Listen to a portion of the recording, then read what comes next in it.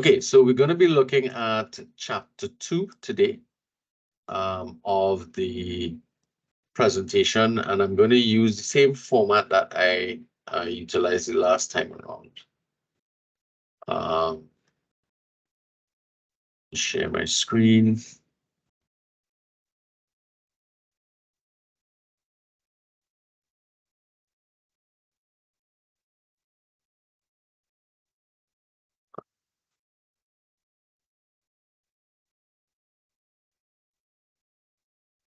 Let me make this larger, but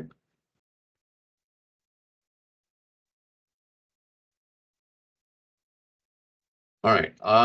Is the stuff you're seeing there, is it large enough? Can you? Yes, sir. Is that big enough?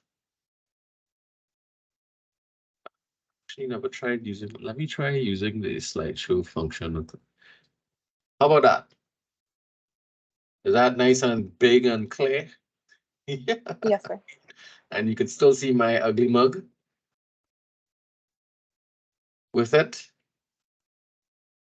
Yes? No, you can't see my ugly mug, or I can only. Yeah. All right. So let's get cracking. So today, what we're going to be looking at in terms of the content is we're going to be looking at the a little bit of the history of the original thought of so the chapters actually refer to as the changing nature of leadership. So we're going to be looking at we're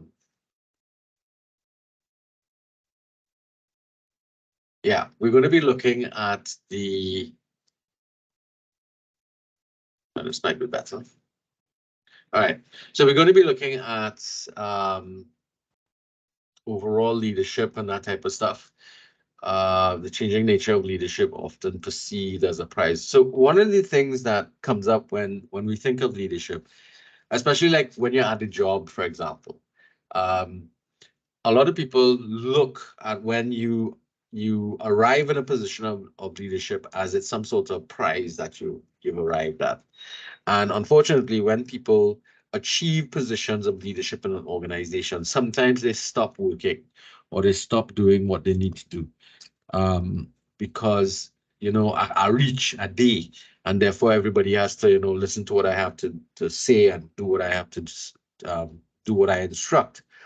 And that gives rise to a response in the sense that some people are very upset by your behavior or the behavior of leaders in positions of authority. And others, very respectful and very reverent of the person in that situation. Now, in looking at this course, what James McGregor Burns here noted. Right, so this is the part that I didn't quite like. I need to bring, where do I bring that up? Right. Miss Huggins is here. Welcome, Miss Huggins, or welcome back, Miss Huggins. Yeah, this I'm gonna have to do it the way I did before. Okay, is this big enough, guys? Can you all see this? The other one prevents me from accessing the Is this working out? Yeah. Yes, sir. Sorry about that. Yeah. All right, I still need to let people in and help them with their add and drop kind of stuff. All right, so oftentimes what we found is that although leadership is something that we spend a lot of time looking at, observing, and trying to work out what's happening, it's the least understood phenomenon on Earth, and one of the reasons for that is that leadership is a intangible thing. You can see leadership in action, but you can't, reach out and touch it and pull it apart kind of thing, because it's based on human behavior. And that human behavior is what determines how we, how we respond to things. And it's one of the reasons why sometimes we're very good with leaders, but other times we're not. So much so that we have a lot of work that's been going on with lots of people who go about pulling together research about leaders and trying to do like Forbes 500. They do a lot of research on leadership and the evidence that they're pulling together to try and pull together some sort of understanding of what makes for a good or effective leader as opposed to what makes for a poor leader.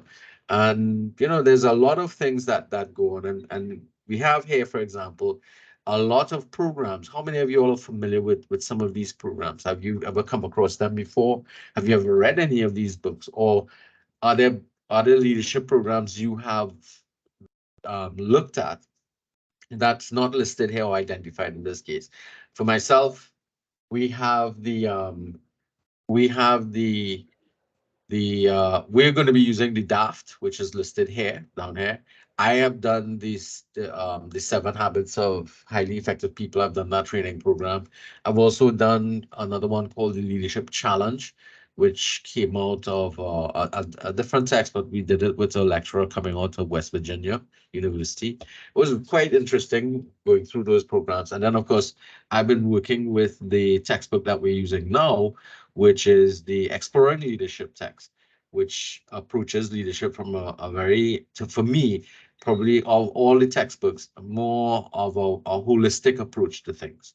So anybody here has done any sort of leadership studies, either within the realm of a program that you may have done, or just simply out of curiosity and reading? Never? All right. Okay. All right. So the problem with leadership is because it's a human behavior type of activity, it becomes very difficult to define leadership because of the various methods that you see being utilized. And of course, that leads to the issue of leadership meaning different things to different people. All right. And what shapes those views would be culture in a lot of instances, and that culture would promote, for example, a particular type of response. So in some countries, for example, leaders are always almost worshipped. So if you look in India, for example, whenever the prime minister or members of parliament move around the place, the people who are their constituents and their people, they oftentimes you'd see them like this to them, almost like they're praying to those leaders. And you find out in a lot of Eastern cultures that the leaders that emerge generally, people who are older in the society, are given a status of reverence. We do that to a great extent here in terms of how we treat our older parents and grandparents and that type of stuff. That's something that you could pay attention to. Vidal, welcome. All right, but it's right. So I mean, how do you feel about that that almost reverence of leadership? Do you think it's good, bad, different? How do you respond to seeing people behave the way they do towards the leaders around us? No comments? Hello, you guys supposed to respond to certain things here. Just say it. Huh? All right, let's move on. You all might find something better interested.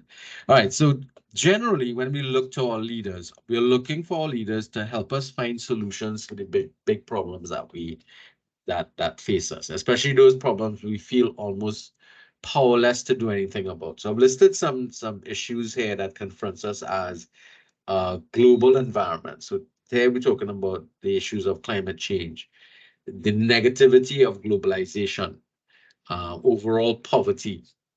I'm added here access to healthcare or access to education, and the expense involved with education and other public services that we now view as being critical to basic survival. So, for example, access to internet connectivity, Wi-Fi, that type of stuff. What do you think is missing here that maybe we should add to this list of concerns and issues that we face? Anybody has an idea? What would you like to see our leaders treating with? Crime, sir. Crime, yeah, that's a good one. Anybody else? Poverty. Well, poverty is on the list here, but yes, poverty is one that globally we try to address. Anything else?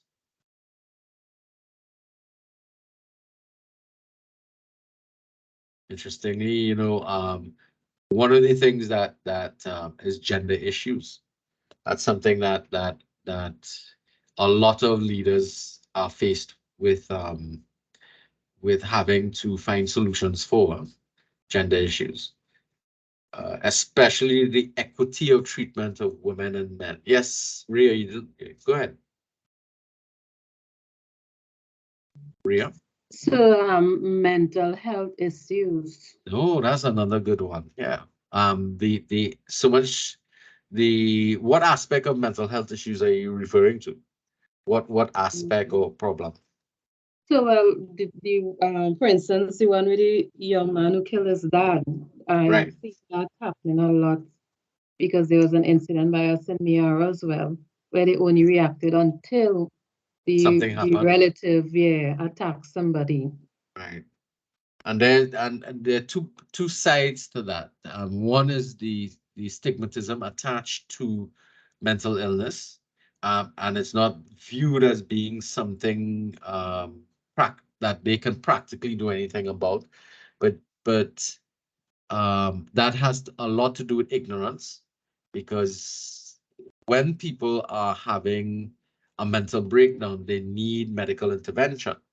And therefore, when a police officer says they can't do anything about it, no, but they can. They ought to be able to help the household, subdue the individual and take them to a hospital where they could get treatment. But then you also have the issue of our healthcare system being inundated, and therefore mentally challenged or mental health is kind of pushed to the side because we're dealing more with physical issues rather than mental issues.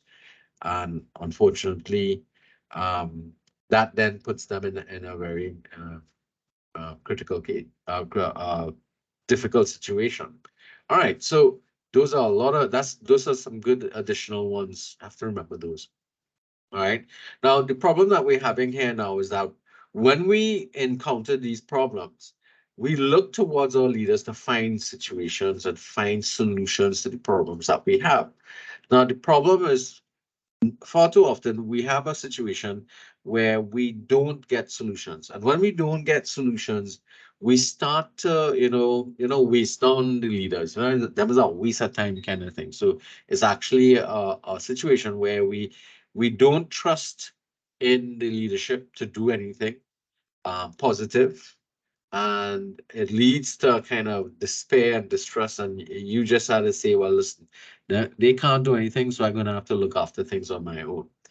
As a result of that, because of the amount of scorn that is heaped upon leaders in society, it creates something that the text refers to as the anti-leadership vaccine, where people become less willing to take on the responsibility and the challenge of leadership because of the way in which society treats with the leaders. Now, oftentimes, the best suited individuals for leadership positions will not bother to offer themselves up because they don't want to face, or they prefer not to face that level of ridicule and scrutiny that generally happens. And you have people coming up into or offering themselves into leadership positions almost by default. So you find that you don't get the very best people becoming leaders, especially when we talk about in the social environment and political environment, because of the amount of negativity that is attracted to that particular type of leadership. You find that you end up with people who are, they they're less than what you would would like to see in an office. And the better persons are actually sitting on the sidelines. They are more or less alienated because of some of this anti-leadership activity that's taking place, because the whole situation is just a frustrating situation that is discouraging people. So well, that's one of the normal reactions that take place. And we have to be careful that we don't find ourselves dismissing leadership opportunities simply because we are afraid of the kind of scrutiny that comes to the leader in this context. And therefore, you're trying to avoid that situation. Now, it's a huge ask for somebody to take on leadership positions, and they have a problem along these lines, because I mean, it's not just you're thinking of. You also have to think about your family and that type of stuff arranged with it. All right, so there are a couple of myths that we need to deal with in terms of leadership, and therefore we're going to identify or list the myths here. So leaders are born, not made. That's one of the myths. Leadership is hierarchical, and you need to hold a formal position to be able to be a leader, to have the status and power. You have to have charisma to be an effective leader. There is one way of leading. It is impossible to be a leader and a manager. Welcome back, Ms. Bridgman.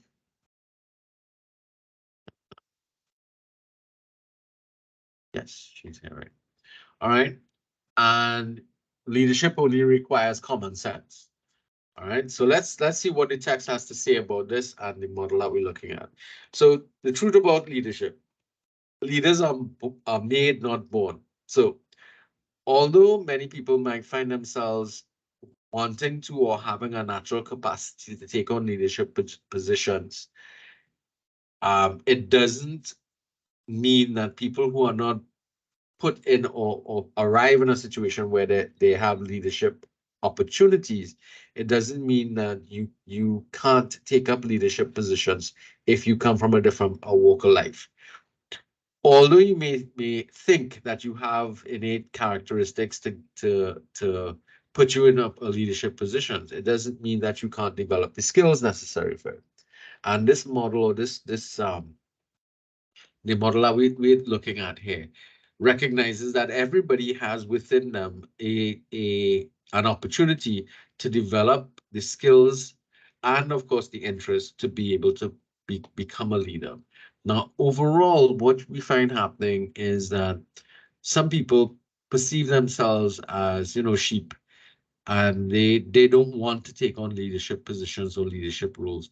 But if you think about it, you have leadership in numerous activities that sometimes require that you take on a leadership role in the context of maybe within your family, or some aspect of where you work, or sometimes in the classroom. And oftentimes what I've found is that when offered the opportunity to take up leadership positions, a lot of you in classes, for example, take them up quite willingly, and you don't see yourself as a leader, but you're doing leadership things. So it means that you're unaware of your capacity for leadership, or maybe you have been discouraged from taking up leadership positions. So you stay passive throughout the situation, which is not a good thing.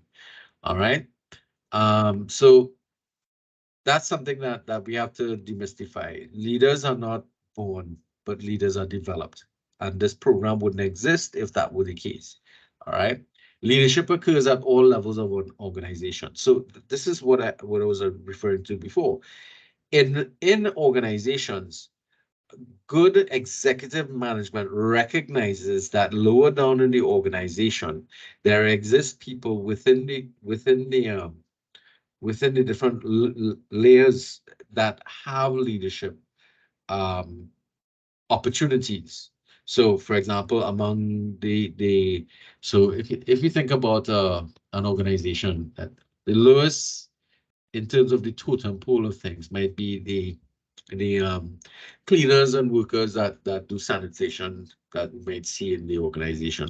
And you unbelievably or believably, there is a supervisor who's there, who's taking charge of things and organizing where people go, setting up their timelines, saying, okay, we need to be doing this, and reacting to or putting plans in place to have the place looked after and yeah, and organized and prepared for when the rest of the staff comes in, as well as maintaining it during the daytime operating hours and so on.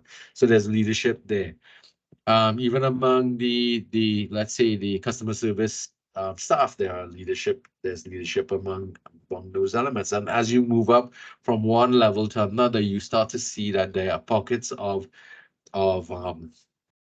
or divisions within the organization that each has the opportunity to provide a leadership potential within that division, so that there are lots of opportunities for you to participate in leadership activities. But more importantly, by encouraging that type of activity, it helps to develop the overall leadership growth in the organization, because you can move from one level to the other, moving up the hierarchy to be able to, or moving through the organization to be able to arrive at higher levels of leadership.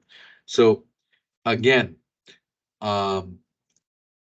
even within, but like a project manager, that type of stuff, all those things are opportunities for people to operate in leadership positions. But more importantly, it takes places at all levels in the organization, which is something that we have to talk about. So you don't have to have that hierarchical type of situation facing you all the time.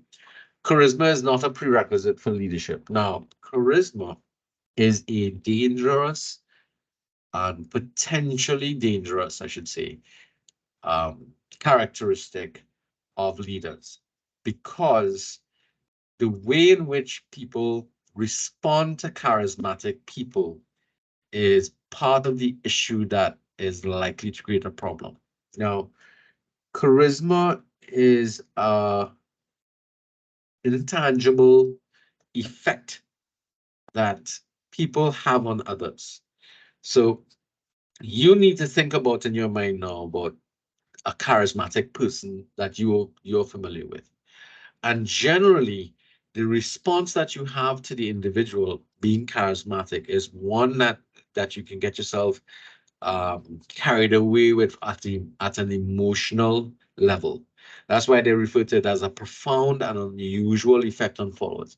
Because I've seen people who have, they look upon somebody as being very charismatic, and they start to cry and tear up and get very emotional. And this is where it becomes problematic, because in the past, charismatic leaders have posed serious problems. So Drucker, for those of you who do management, you would come across Peter Drucker in a lot of your readings. The three most charismatic leaders in the last century inflicted more suffering on the human race than any trio in history. And he identified Hitler, Stalin, and Mao. These were people who rose to positions of leadership in their countries because of their relative charismatic responses that they got from the populations. And that led to a lot of pain and suffering for the countries in these particular cases here, Germany, Russia, and China. And what the takeaway is that Drucker sees here is that it doesn't matter how much charisma a leader has, but what is the function or the purpose of that leader.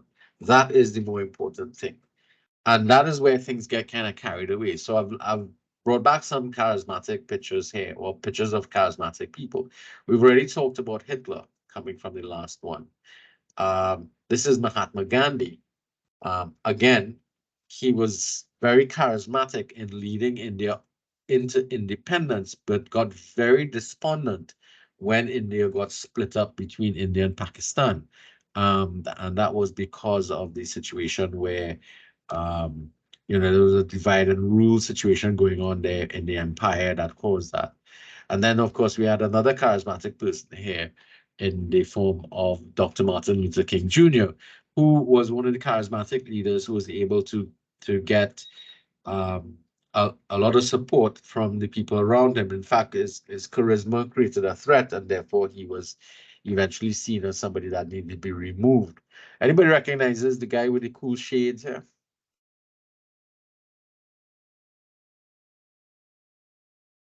Is that Jim Jim Jones? Jones? Yes, it is. Jim Jones? It is the Right Reverend Dr. Jim Jones. Anybody familiar? The person who identified him.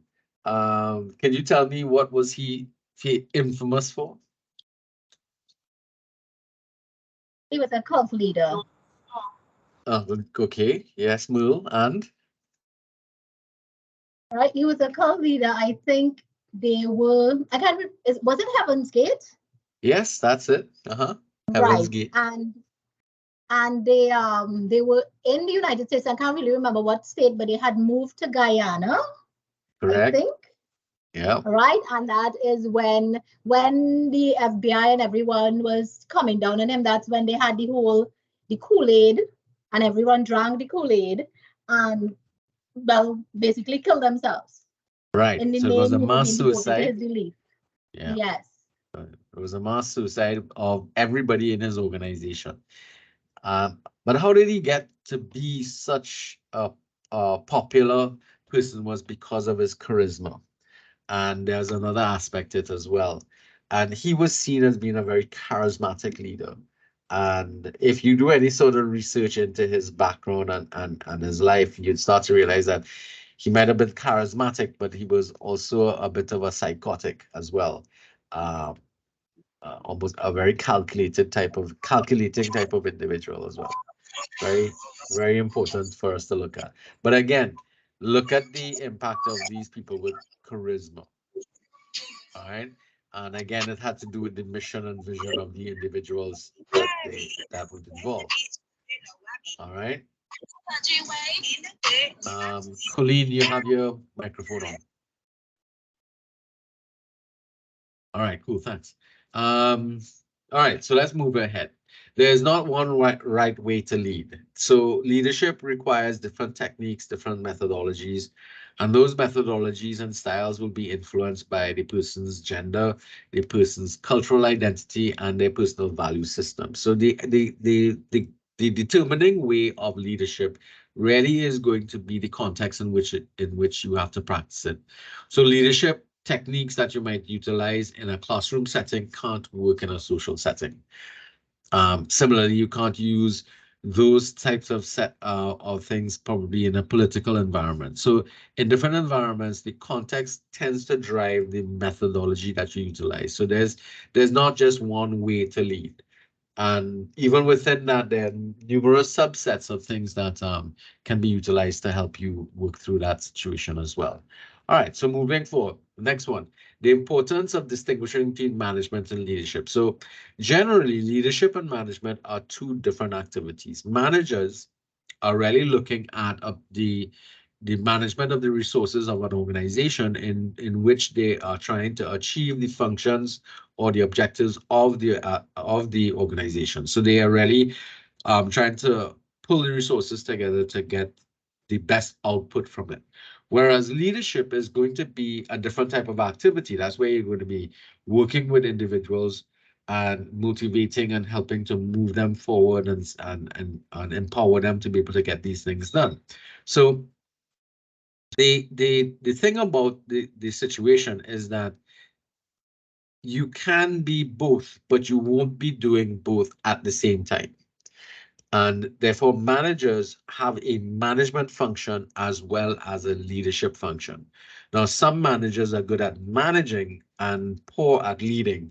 Some have the reverse. They're good leaders, but they're just poor in their management skills in terms of getting things done, which is probably why it's a good thing to have an assistant manager where the manager could the person who's sitting as the manager can focus on the leadership and vision of the company, whereas the assistant manager can look towards working at the day-to-day management and operations sort of activities. In fact, if you look at the way in which an organization is set up, the day-to-day management is something that falls to more of the managing director and stuff, and the board of directors look towards the vision and moving the organization forward. Difference in different organizations, especially based upon the size of it. Very interesting quotation here. Managers are preoccupied with doing things the right way, whereas the leaders are focused doing things the right way, whereas leaders are focused on doing the right thing. So there's a difference there. Managers are focused on the objectives of the organization, regardless, in the correct manner, regardless of whether or not it is the best thing for the environment and the place that you operate in. And we see that a lot in corporate organizations, where what they're doing is to the benefit of the company, but not necessarily the benefit of the wider environment that you operate in, the country as a whole, or the actual place that you have your operations located in. So that's a disparity between the two. All right. So further than that, you're gonna find that there will always be a mix of the two activities taking place. And therefore, it is something that you're going to find that managers have to be looking at the developing other people's potential to become an effective leader. So that's where the leadership aspect starts to come in, because most managers have to look to, enable other people to be able to take their job.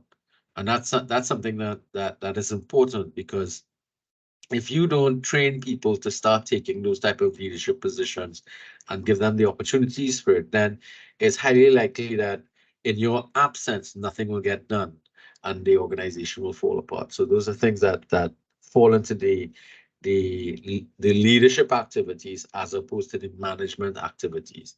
But yes, you can be both. All right. It's just that you need to understand the way in which it's going to be done. And of course, leadership is teachable. So this program will not exist, and all of those other programs that we looked at the very beginning would not exist if leadership was not seen as a teachable developmental program. Okay. And I like the way they talk about it. Learning about leadership and developing as a leader is a lifelong process involving preparation, experience, trial and error, self-examination, and a willingness to learn from mistakes and successes. That's at the end of the day, that is how life goes about. And therefore, leadership is no different. So learning about leadership is obviously going to be something that becomes a teachable practice and skill. So something that we're going to be looking at. So how do we go about defining leadership? Or how do the current definitions of leadership? So we know that in the model that we're looking at, the relational leadership model, which we will go into more detail next week, specifies that leadership is any one individual who's working in a highly ethical environment with other people to effect change, positive change in our case here. But the term leader wasn't something that existed all the time. So for example, the term leader can be traced back to the English language to about the 1300s. And the word leadership emerged in the 1800s and was always used in the context of political influence. So that was where the concept, at least in the English speaking areas, developed out of it. So the 1300s and 1800s. More formal definitions started to get going from the 1900s to the 1929 or so.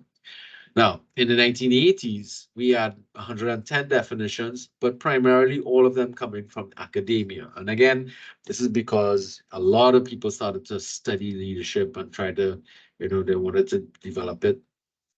We had about 221 definitions found in books and other scholarly publications, or pseudo academic areas, and at least 366 publications on leadership that do not include formal definitions. So even though they're talking about leaders, it was sort of like you're writing about leadership, but you never really defined what it was. So, and that's because it's so difficult a concept to define clearly. So one of the early definitions was by Mumford, and he defined leadership as the preeminence of one or a few individuals in a group in the process of control of societal phenomenon. So when I hear this definition, I think about a puppet master, and it therefore positions leadership in the context of me controlling you. So it's almost like that master of puppets. I am there and I'm controlling you, and you have to do what I have to do because I'm pointing you. And it's very what's would I want to use Machiavellian in nature, because I'm behind the scenes and I'm doing things to to make you behave in a particular manner. All right. So these early definitions always kind of focused on the leader controlling others and making them do things that they want. Okay, so you have the vast definition coming down below there as well. All right. More contemporary definition describes leadership as a relational process, and that's what we are going to be looking at, based upon mutually shared goals towards some action or change. All right, so in the more enlightened or the newer versions, this is where we are going to be focusing on activities, because we're going to spend a good bit of time looking at the interaction between leaders and followers, because you can be a leader, but if you have nobody who's willing to work with you and willing to follow you, then you can't accomplish the things that you'd like to do. And you'd see that especially if you look at some films where they portrayed some really poor kings and queens in history, you'd see that they had problems achieving the goals that they wanted because nobody was willing to listen and follow them. That type of activity, or if they did, they did it at the duress, or they did it with a lot of punishment behind it. So almost like, enslavement type of activities that was going on there. All right. So what we have to look at here is the modern take on things, that leadership style of being, authoritative and overbearing is not the type of leadership that we're speaking about. Though that technique of being autocratic is one that can still be utilized, it is not one that we want to encourage as your only method of doing certain things, or dealing with leadership across the board. All right. So moving forward here in terms of the understanding of leadership and the definition, what you would find is that academics started to take a big role in this, and we saw this before, especially in the fields of anthropology and psychology, history and sociology. They all started to take a lot of focus in trying to understand what leadership is, especially as we started to apply these disciplines into understanding leadership behavior throughout history. So we want to begin to look at the theories that we ended up looking at overall. So one of the ways in which they started to look at things was, okay, so if we can't define something, maybe we could put it in the context of a metaphor. So leadership is like so and so, is like this and it's like that. And they had a whole list here of different types of metaphors that utilize the competitive market, the consensus metaphor, the anarchy, independent judiciary, the collective bargaining metaphor. All of these metaphors are trying to describe leadership as how it's supposed to work. So in the competitive market, for example, the firm that rises to the top in a competitive market becomes the leader in the market. So if you were to look at any product outside there, that's competing in a competitive market. If that firm rises to the top of all those other firms in terms of the provision of a good or service, then that good is said to be the leader, or the firm is said to be the market leader. So the comparative is that among all the individuals around us, those that compete, especially in a democratic environment where you have to vote, it's almost like that competition that's taking place there to get the vote of individuals. But again, it's where people select through the action of the general public. They select the person to become the leader in that particular sense. Now, as a comparative, one of the metaphors that I found probably spoke to me the most would be the metaphor of using of an orchestra or symphony that helped me to understand that whole process of trying to look at it. So if you look at this picture here, we see a situation in which you have a gentleman with a stick pointing at people and conducting them. So this is a conductor in an orchestra, and he is the leader. But the function of the orchestra is to make music, but he's not playing a musical instrument, is he? So how is he defined as the leader? And how does he go about getting what has to be done? Is it that people fear him? Or is he there to coordinate things? That type of stuff, and bring out the best in everybody. And that's the metaphoric example or definition that we talk about. So so another way, so this is Dupree's use of the metaphor of jazz in terms. So a jazz band leader so this is like if any of you all went to big bands and stuff like that in the 50s and 60s, you had these very large bands that would go around the country. We had a couple of them here in Trinidad to Joey Lewis. Anybody's familiar with that guy? He's a DJ now, I think. But these bands would go around and they'll perform at concerts, and people will come to the dance and they'll have fun and whatnot, shalala. So the same thing happens here. A jazz band leader has to choose the music that they're going to perform, find the right musicians to take up the spots and perform, to work in the band. Then of course they have to perform. So he has to organize, they have to have rehearsals, they have to pull everything together and so on.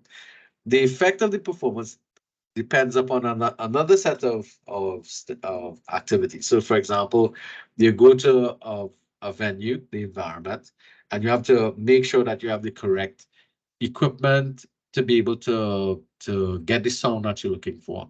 Then you have to look at the people that you have working in the band and supporting the band, because you also have to look at the support crew that you have when it comes to music, sound equipment, the stage management. All of those things have to be managed by the leader of the band.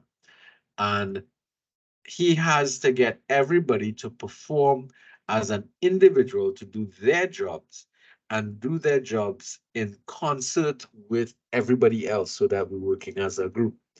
So everybody is the leader in particular, because in essence, the leader of the band is not doing anything musically, but is absolutely dependent upon everybody else performing at their best in a cohesive manner that makes the whole thing work.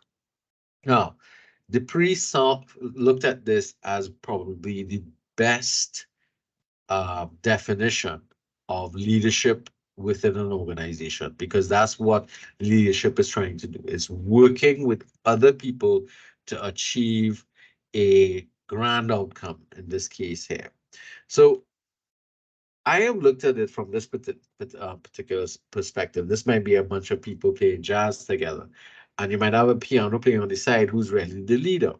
Now, I've also equated this with sports.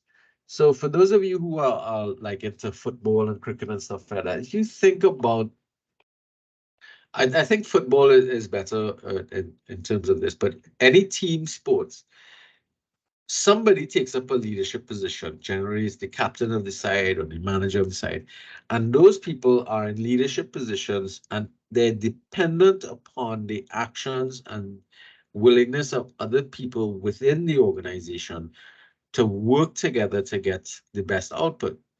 If you were to pull together the most talented people in the world, but they weren't willing to allow you to lead them, and they weren't willing to communicate with each other to be able to get the best output, you could have the very best people in the world working together, but there's no coordination, and therefore you'll get the worst performance out of them, which is one of the things that happens when you have these so-called dream teams that are created in sports. You have all these greats pulled together, but each one is working with their own agenda, and therefore everybody suffers, because at the end of the day, the team doesn't do well at all. Because again, they're not operating as a team, they're operating as a group of individuals, each one performing their best, but not in concert with other people. So this is oftentimes, I find, probably one of the best metaphors that works for this. I have a bit of musical background. Anybody here has a background in music? The Tour de France. What is that in response to, Will? Teams sitting together and there being a strong leader. So that would be a perfect example, because usually there's like the main rider, but everyone else on the team rides for him. So even though there may be individual stages, I think it's Right. a perfect example of a team and they having one goal and committing to this particular leader. Perfect. Yeah. That is correct. Yeah. Because in that sense, the Tour de France, you want to make sure your team member wins. So you have that, they have that goal and objective set up there. That's pretty good. I like that. That's not bad. All right, cool. So that jazz metaphor is, as Dipri talks about it, is powerful in illustrating inclusiveness, valuing individuality, showing the importance of the public good, because the show has to be pleasing for everybody, and empowering people to realize their gifts and talents. The leadership jazz metaphor describes the emerging new model of leadership in today's organizations and communities. So that metaphor kind of more sits nicely with what we expect of leadership in our current environment moving forward. All right. So all right, so we can move out of Ross talks about the episodic metaphor.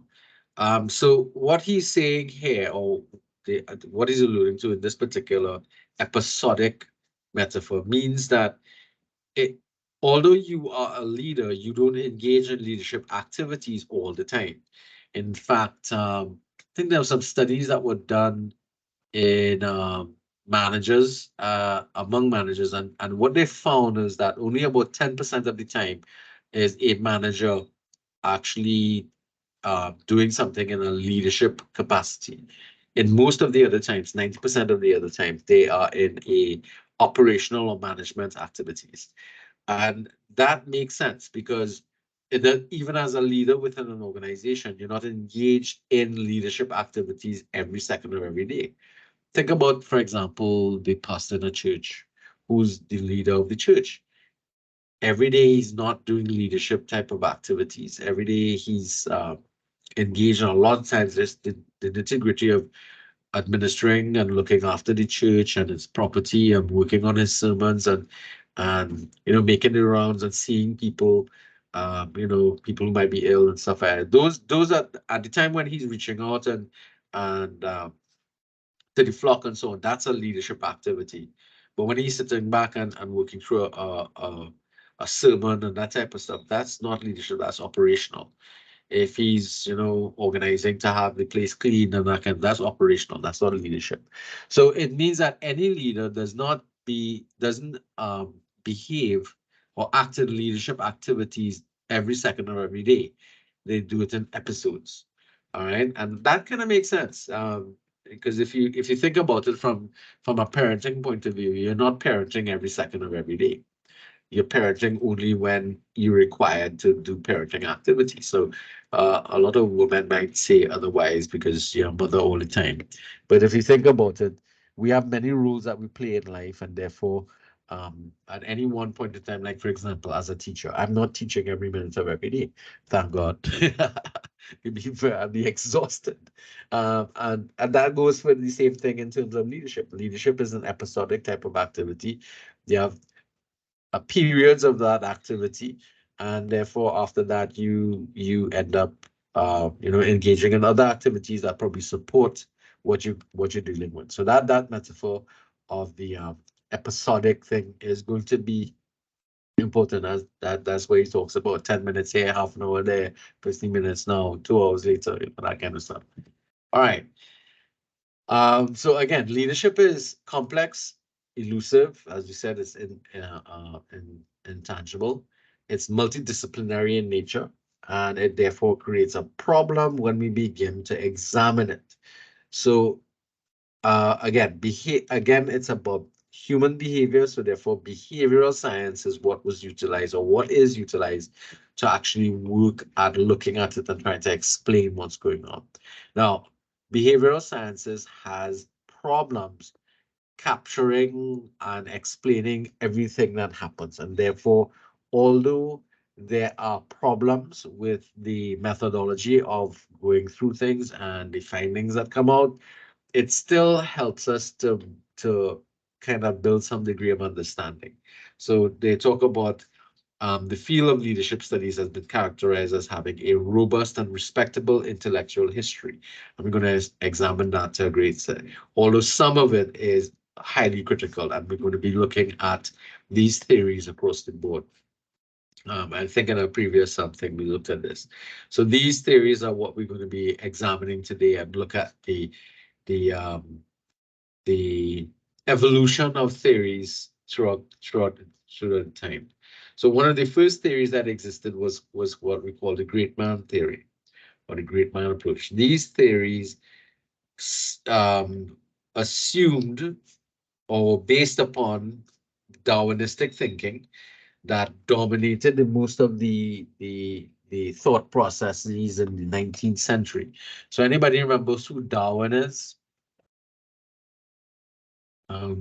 What was his key theory about? The one that made him famous or infamous? The theory of evolution. Theory of evolution, and the coming out of that, survival of the fittest. Yes, and it was based upon the properties that you inherited that made you a leader. So in essence, what they came up with was the great man theory. Starts with, you have these whole set of people who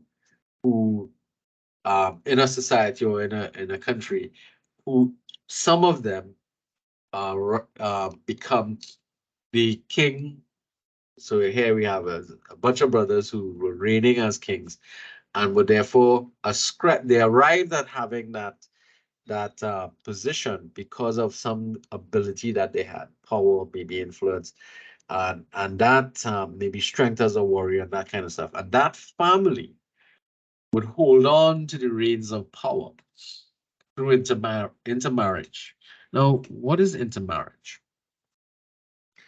And that would therefore produce an aristocratic class superior to the other people or the other classes of the society. Now, again, the great man theory was about men, and therefore, if there were great women, the theory simply ignored them because it couldn't explain their emergence. All right. But more importantly, what happens when you start to intermarry within your family?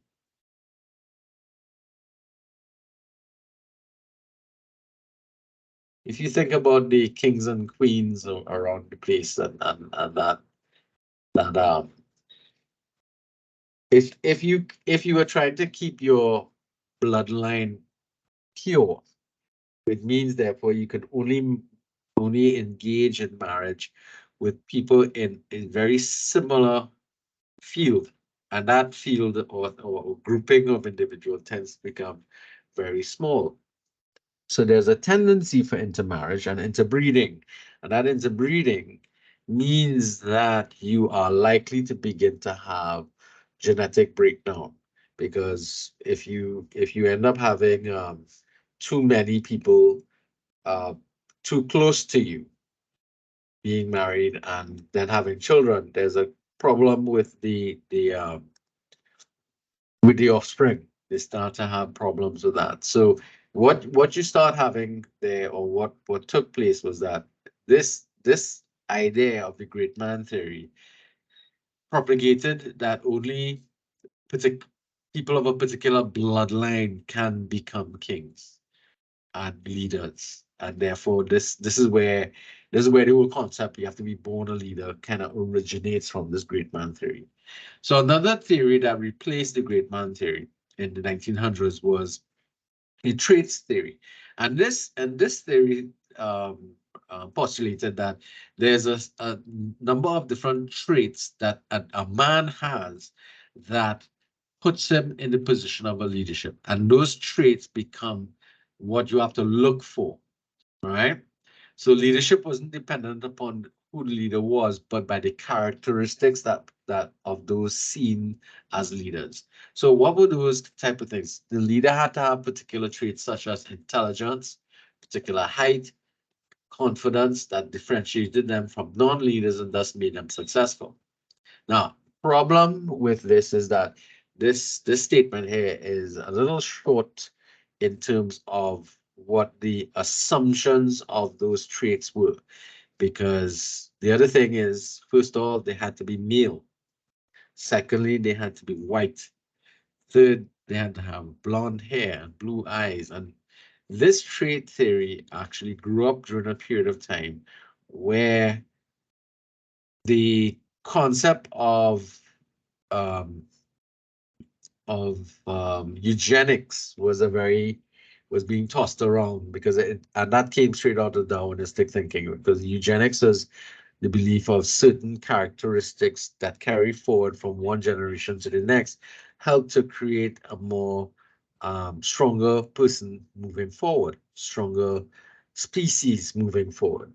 Now, the problem with that came up with this theory, of course, was that the theory failed to produce an exhaustive list of traits that ensured that persons with this list of characteristics will become leaders. Because if you looked at the leaders that emerged in the late 19th century, most of them were short. They didn't have blonde hair, they didn't have blue eyes, you know, they didn't. There was a whole host of things. So this theory just quickly fell apart because the concept that only these traits, or leaders ought to have these traits, didn't hold in terms of that classic model that they were looking at there. But again, you have to remember that back then, the Darwinistic thinking and the eugenics theories was what a lot of the science that posited itself on the top of that particular situation, and therefore helped to shape the thinking at that point in time. So after the trait theory and the great man theory kind of fell apart, they started to move towards behavioral approaches. So this was where approach that tried to focus on observations of what effective managers did as opposed to ineffective managers. So it started to try and examine the activities of management and the rules and functions of responsibility. So this began to emerge after the war, and actually came up during the period of the Industrial Revolution. So the effectiveness of leadership or leaders in that particular time frame started to be from the emergence of looking at this behavioral activity. So effective leaders did this, ineffective leaders did that. So they were trying to work out now what were these things that people did. And as you can see here, historically, the field of psychology largely influenced studies on behavioral approaches to further the knowledge of leadership in the 50s and 60s. Now, let's remember, up to 1945, the world was at war. So a lot of these concepts were new at this point in time. The 1950s is characterized by a great amount of industrialization that was taking place into the 60s and so on. Now, so that you have to remember now, industrialization is driving the thinking process here. So if we're in industrialization, think about the psychologist who is trying to observe behavior. So in my mind, I think about a guy standing in a factory with a lab coat on. He has a clipboard, and he's making observations by trying to be as unobtrusive as possible, because back then they didn't know the impact of when you're being observed. You change behavior, and taking note of everything that the manager did and the subordinates and what they did, so on, and coming up with this master list of, well, what were these things that these people did, and develop theories out of it. So Ohio State University and University of Michigan, they produce two-dimensional managerial behaviors: consideration and initiating. Wow. So this is what we call this two-stage model kind of thing. So consideration was described as the degree which a leader acts in a friendly and supportive manner and shows concerns for subordinates and looks out for their welfare. Whereas initiating is the degree to which the leader defines and structures his or her role and rules of the subordinates towards the attainment of the group's formal goals. So in other words, initiating structures of what they did to get the job done, and consideration activities were activities that focused more on being friendly and supportive. All right, so relational building as opposed to operational. So the two dimensions are independent of each other, so the scores can vary between each in either a positive or negative manner. Now, so that meant you had somebody who was looking at and observing these behaviors and trying to categorize them as to falling in one of those two groups, regardless of what they did was negative or positive. So if you went down in the office and you shouted at somebody, that would have been in the previous considering area, but it would have been a negative activity. So there is a number of things with that. Of course, that was the only one. So then you had another approach here. Blake and Morton proposed a two-factor approach: concern for people and concern for production. So this would have characterized all the activities that the manager would have or the leader would have engaged in for concern for people, and all of the actions and behaviors that were in relation to, prepared for production.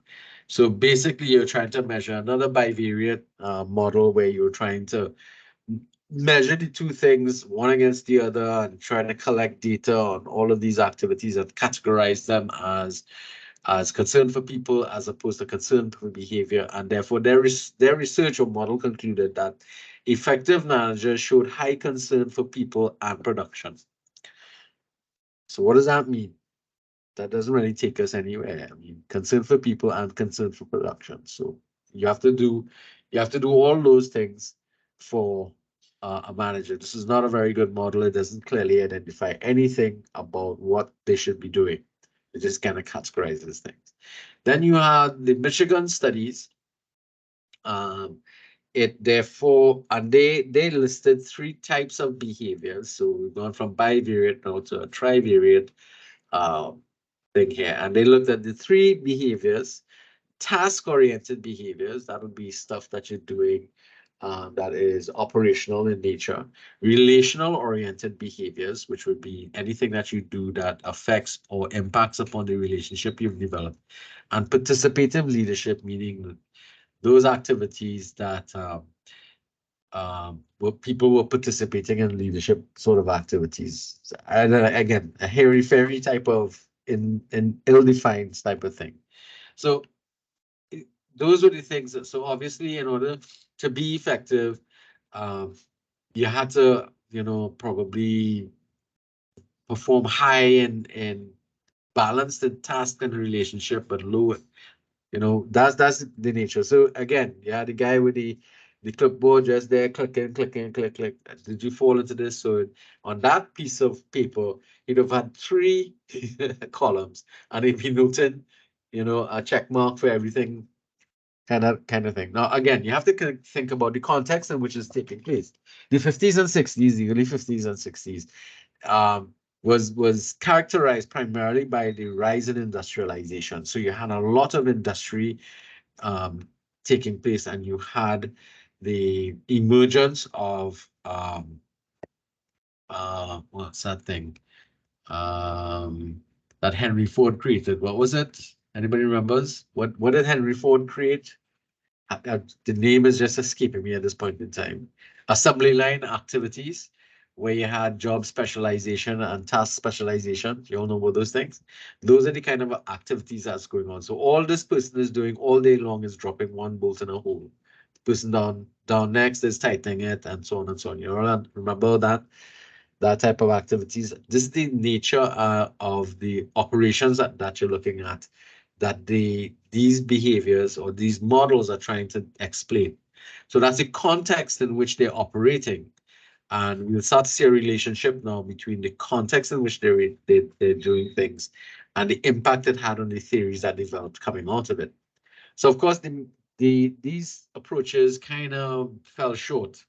The majority of the research that came up here found that they will be oversimplified, and they did not take into consideration the impact of the context that the activity was taking place.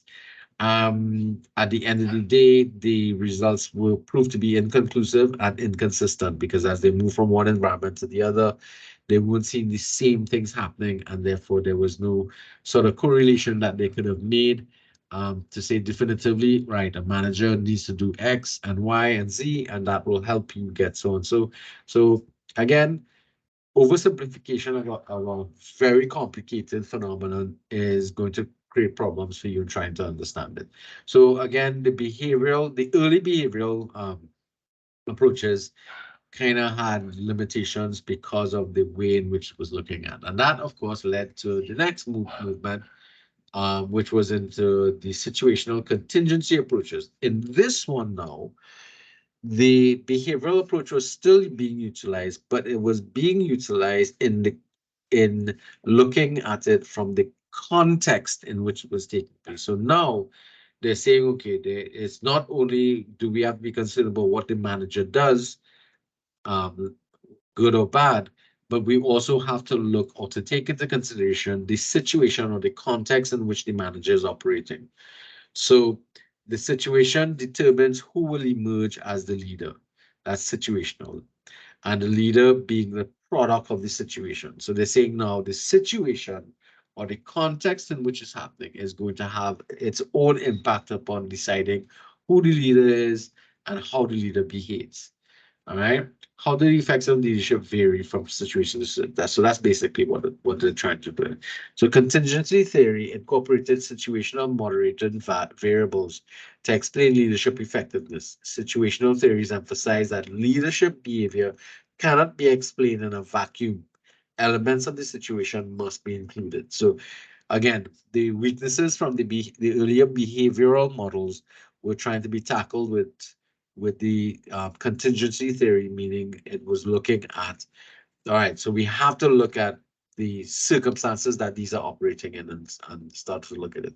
Now, I had the opportunity to look at some of the textbooks that came out during this period, or the writing, man, full of tables and graphs and real maths using all kind of statistical analysis activities taking place in writing up this.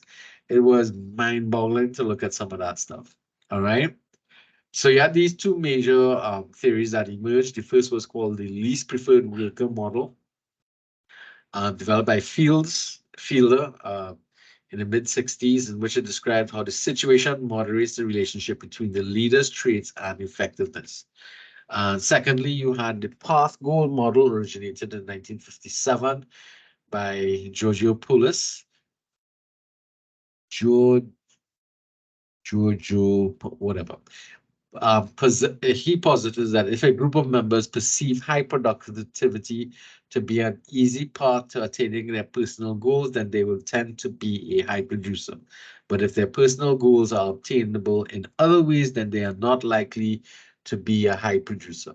So the task of the leader was to increase the personal rewards to subordinates for performance in order to make the paths to their goals clearer and easier. So in other words, this is the beginning of, for those of you who may have done organizational behavior, this is the beginning of the emergence of motivational theory.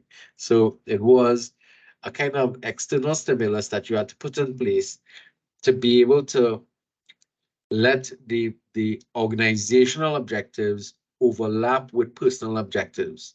So maybe your personal objective is to earn more money. So therefore, what you do is, okay, if you in order to encourage you to produce more goods and services or to be higher or to achieve higher levels of productivity, you put a bonus package together with it.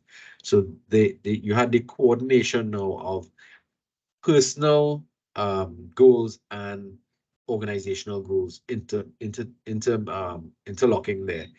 And you get that motivational carrot and stick type of thing that you're looking at there. So you hang the carrot in front of the person. I don't know if you ever saw those pictures of people who depicted Johanna hang a carrot in front of the donkey, and the donkey continues going quickly towards it, but they never actually get it. So that's the nature of some of the approaches that these theories kind of spoke to. Very interesting. Concerns about these theories? They lack supporting research, and it was unclear whether or not there was a clear association between commitment and competence of subordinates at their levels of development. And that's because early motivational theory really tried to trick people into doing more for the organization without really giving that or rewarding people for the efforts that took place in the organization. And that was something that later on kind of turned around and bit them in the butt. So these theories again weren't very good at describing what was happening. They weren't very clear in coming to that. So then we have the emergence or re-emergence of influence theories.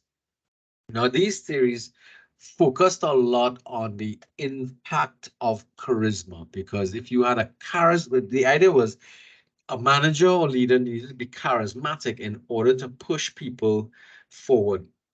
And Max Weber or Weber, depending on how you want to pronounce it, in 1924 and 1947 kind of started the idea, and again noted the issues that came up with charisma. So if you had a highly charismatic individual running an organization, then you tend to have or supposedly have better outputs and that type of stuff that's going on. But again, you have to remember that charisma is not something that the individual knows they have. Other people have to tell you have charisma or you're charismatic. And charismatic individuals actually, there's a kind of formula that they have for that whole charismatic thing that you want to look at. So in 1977, so starting from those theories that Weber had or Weber had, and you have to remember that charismatic studies actually came under looking at Hitler. He started to move that charismatic leadership influence theory forward, Robert House. He proposed that formal theory of the charismatic leadership that can be explained by a set of testable variables. Now, what were those testable variables going to be about? So charisma was then attributed to leaders by their followers. So again, this is what I'm saying. As an individual, you can't tell if you have charisma. It is really, and you can't just say you have charisma. Other people have to say you are charismatic because it is something that somebody else puts on you. So it's dependent upon whether or not people like you. That's basically what it is. Your likability.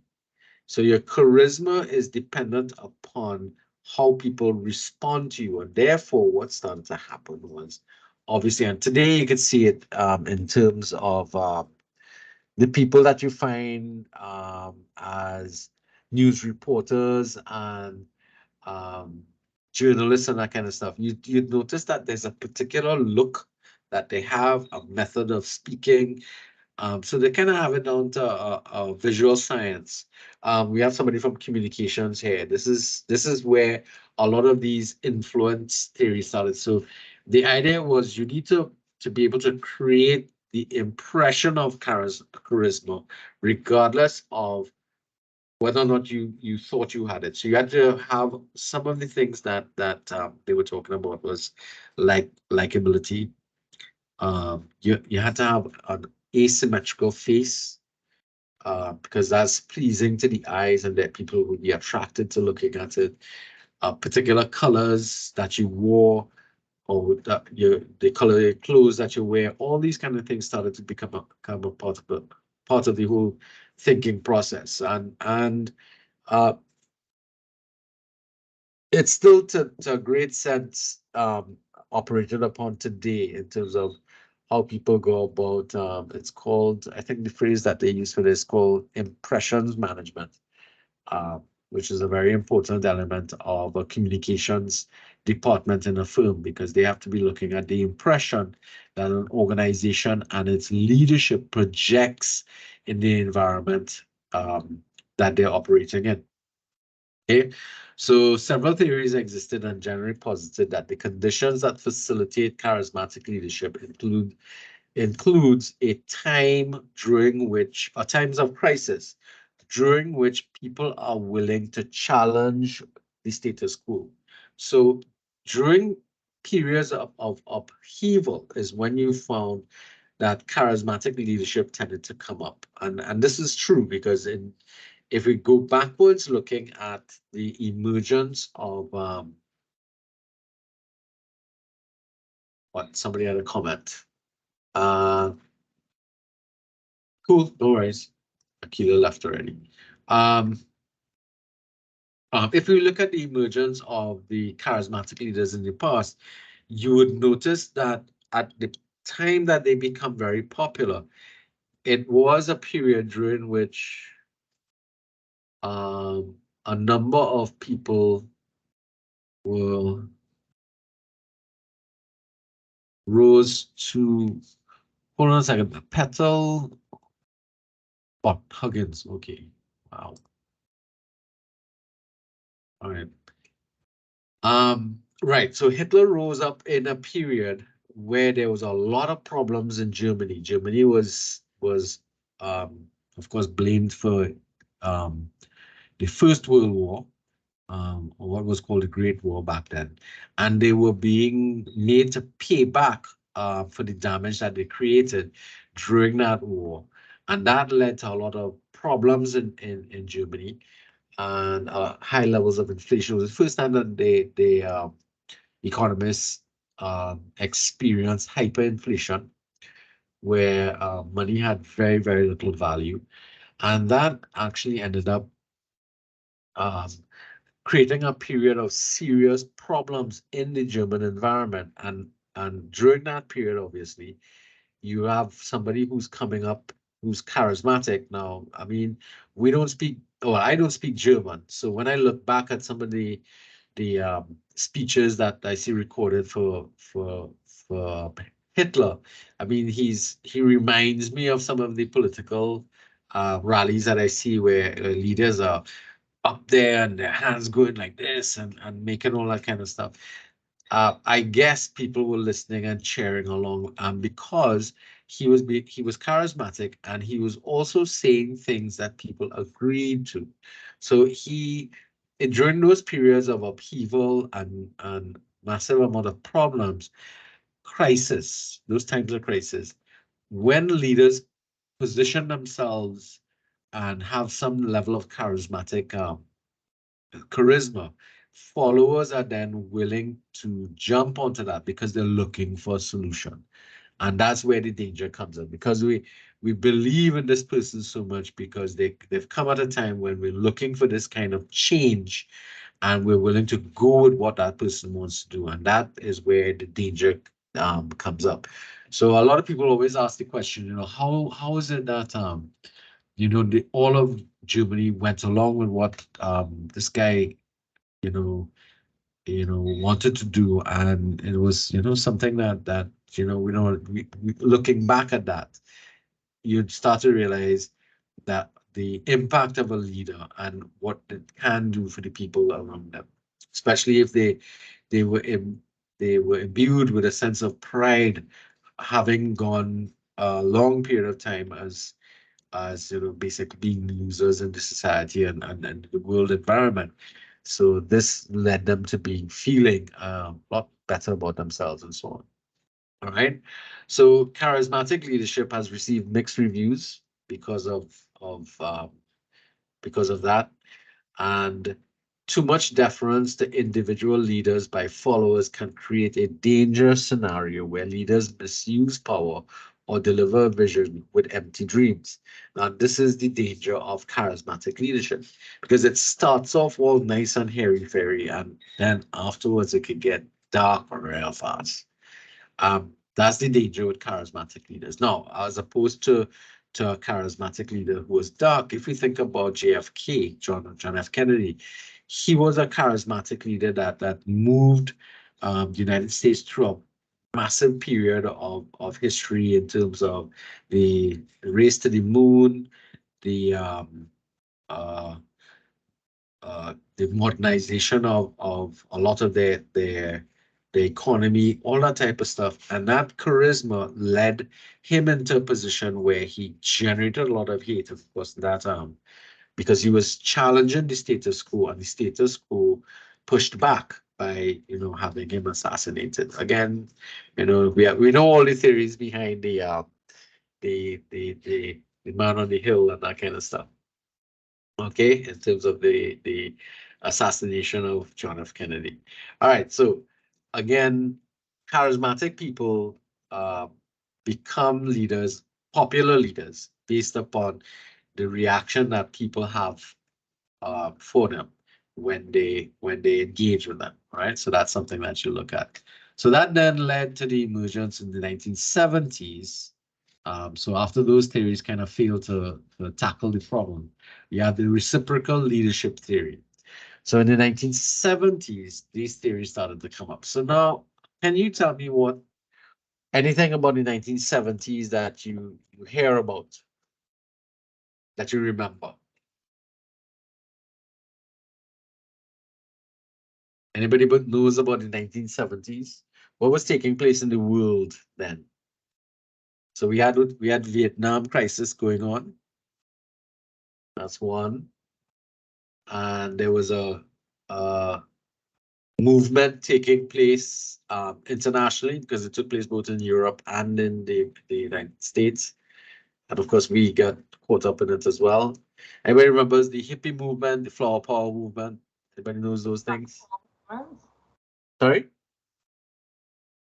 The Black Power movement. I remember. Well, 1970s, you had that movement too, yes. You had that radical movement of the Black Power movement too, yes.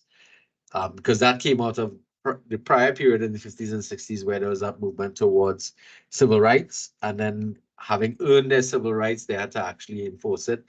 And that meant being more forceful. But what was more predominant during that period wasn't so much the Black Power movement as it was that movement of flower power and love conquering all.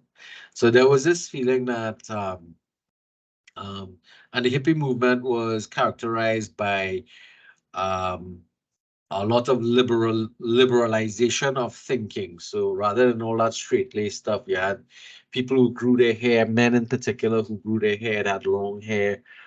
There was a lot of participation in drugs and a lot of free sexual activity that was going on. People stopped, like women stopped wearing bras. Woodstock, yes, that was the emergence of rock music, or music generally, as a form of social protest. Because again, there was a lot of movements and ideas that challenged the status quo of what took place in society before. That straight-laced, wear a hat and a tie and a jacket when you're going to work and that kind of stuff. All those status quos were being challenged by the youth at that point in time.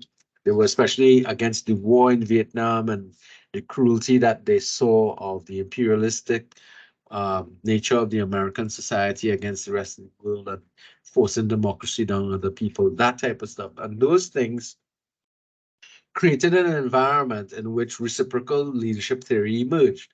And the leadership theory focused on the relationship between leaders and followers. So reciprocal leadership theory started to focus its attention more on the relationship and the importance of followership to leadership. Now, initially, and importantly too, this is also the same period of time where a lot of cults started to develop. So you had the Moonies, you had Heaven's Gate that we talked about before. You had a whole set of these cults that started to emerge, and communes where people get together and they live free. They became vegans, and they would try to get off the grid and live without power and go back to nature and all these types of movements. There were a couple of people I remember talking about, they'd stop wearing shoes and they would be walking around barefoot and they wouldn't bathe. And it was really something in the 70s there in terms of that whole movement. If you want to see a little depiction of that, go and look at the movie Forrest Gump. All right. I'm giving you all some homework. Go and look at Forrest Gump. You'll get an idea of the time frame. There are lots of movies that kind of depict this kind of stuff.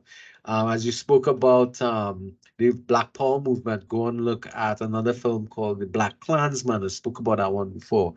Black Klansman kind of focuses its attention on the activities of the Ku Klux Klan during that period of the 1970s Black Power movement and that type of stuff.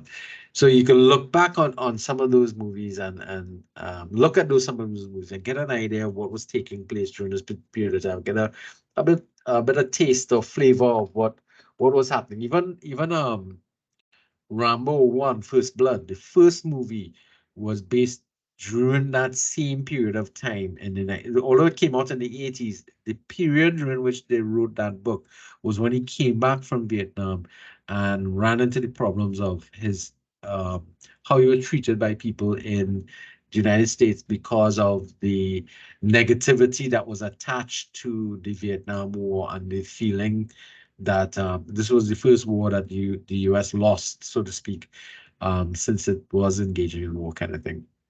And all those kind of things that you'd start to see, and you'd start to see what influence that was having on the type of theories that developed in terms of trying to understand leadership. So these theories posited that leadership is not about what the leader does to followers, but rather leadership is a process that meaningfully engages leaders and participants, values the contribution of participants, shares power and authority between leaders and participants, and establishes leadership as an inclusive activity among interdependent people. So the whole we are one, there's a kind of one love type of thing situation that going on here. That's what the majority of, that's not what the majority, the theories posit this kind of placement, relational issues that's coming up, and therefore you can see the influence that it had on that. So therefore all the theories that emerged or generally emerging in this period of time looked at the cohesiveness of leaders and participants working with each other and emerging to help to move the things forward. So the major theories that developed was the transformational leadership theory, the servant leadership theory, and the followership theory. You're going to look at the servant leadership or the servant model in a little more detail when you'll look at chapter from one of the chapters from DAF. So you're going to be looking at that, a lot of these in more detail. So the transforming leadership theory, this is 1978. Looking where the leader and followers raise one another to higher levels of morality and motivation. This was another aspect of these types of theories, because you have to remember back in the 70s, there was a high level of distrust for the administration because they saw the administration as them. So it became a us and them kind of, the word that they use, you're the man.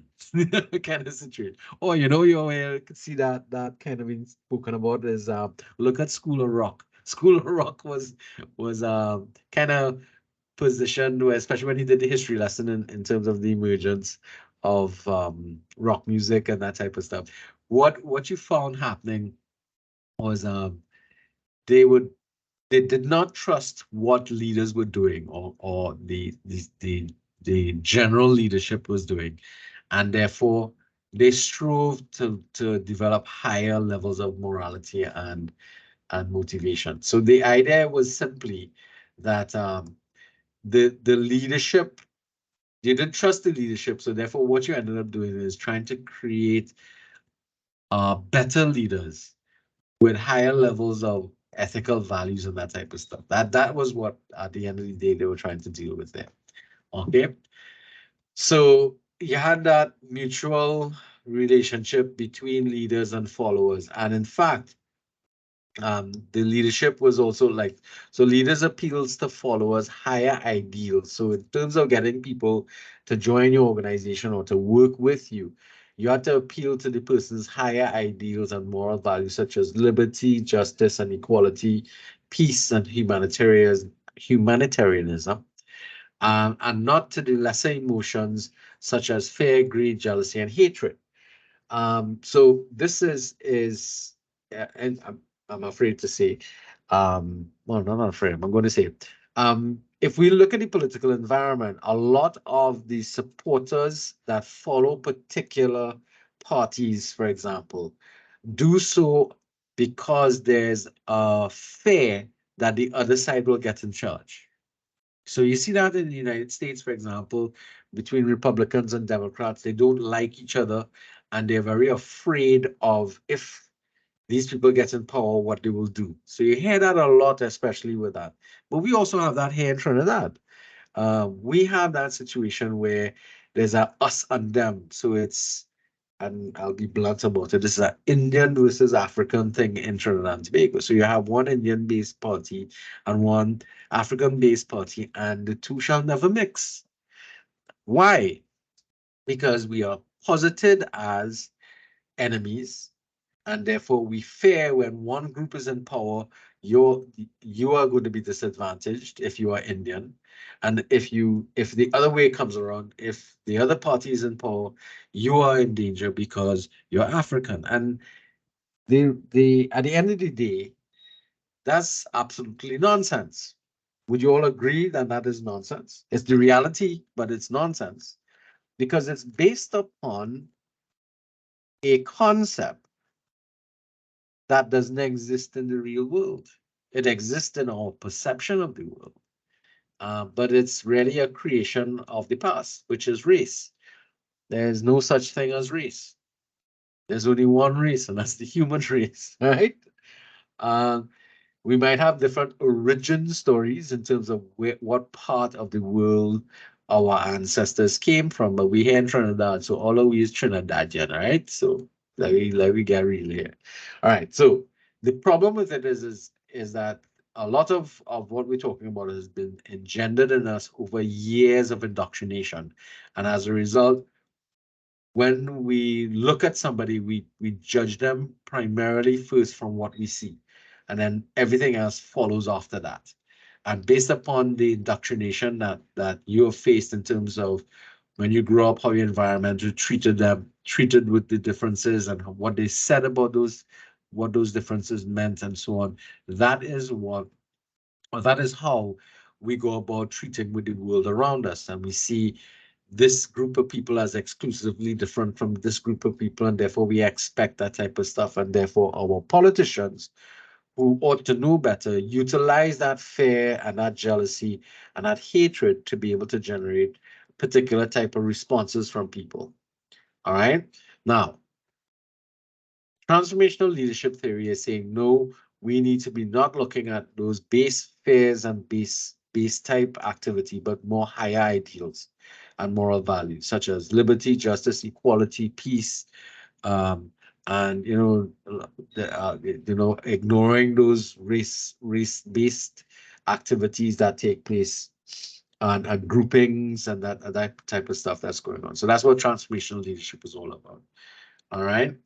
So if you go about reading this, a lot of the theories here in terms of the relational type theories always talk about the moral value of the leadership theory. So that's actually a very important part, because the type of activities that this this theory looks at speaks about the importance of motivating leaders, motivating followers, and the reverse of that, and being able to share power and prepare other people to become leaders in the future. So, and the nature in which it's done has to be in a high at a high ethical value kind of thing. Now, so that's that. In essence, that's what this theory is all about. And these were people who were, for the large part of it, seen or classified as transformational leaders. And it's interesting to look at. Out of the 6 people here, 4 were assassinated because of what they led. They led the country through transformational timeframes in the country. And obviously, some people who did not like the transformation or were against the transformation, though the transfer did occur, you know, felt by eliminating those leaders, it would stop the overall transformation that they talked about. And here we have the idea of Lincoln, Mahatma Gandhi, John F. Kennedy. Yes, sir. Yes, ma'am. Jalicia. Hi, Jalicia.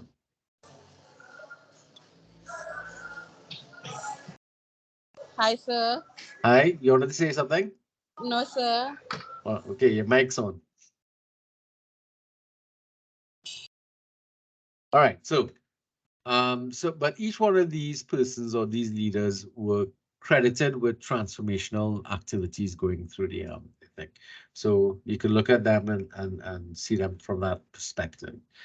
All right, so so transformational leadership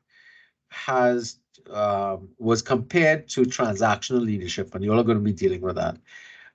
So they looked at transformational leadership as a higher level of leadership, and transactional is a much lower because it's about achieving particular goals. But one of the things that we're going to find out is that transactional leadership and transformational leadership are still functional. One is not as bad, one is not as effective as the other, but the idea is that transactional leadership is the process where you kind of do trades. So if you do this, you get that kind of situation. We see this working all the time, especially with children. You know, if you eat your food, you'll get this. If you know that kind of stuff, and you see it happening with adults along the way. You know, you put out this more effort, I will be able to give you a bonus, that type of stuff. Those transactional styles of leadership or techniques in leadership were seen as being just important, but a different type of leadership, as opposed to transformational leadership, which is leadership where you inspire and motivate people to want to make particular types of changes and achieve certain objectives. So those are the things that we're looking at. Leaders can engage in both transformational and transactional, though most people look upon transactional as being a lower form because you're looking at primarily appealing to people's self-interest, whereas transformational leadership appeals to higher ideals and moral values and more internal motivation or internal stimulus. So critiques of the theory focuses on its overall lack of clarity and specificity. And I always say that one of the reasons why that might be the case is because it's a very loosely defined type of theory where you're speaking in general, but not in specifics. And that is part of the criticisms of this theory. It's a good idea, but it requires a little more clarification. Servant leadership theory.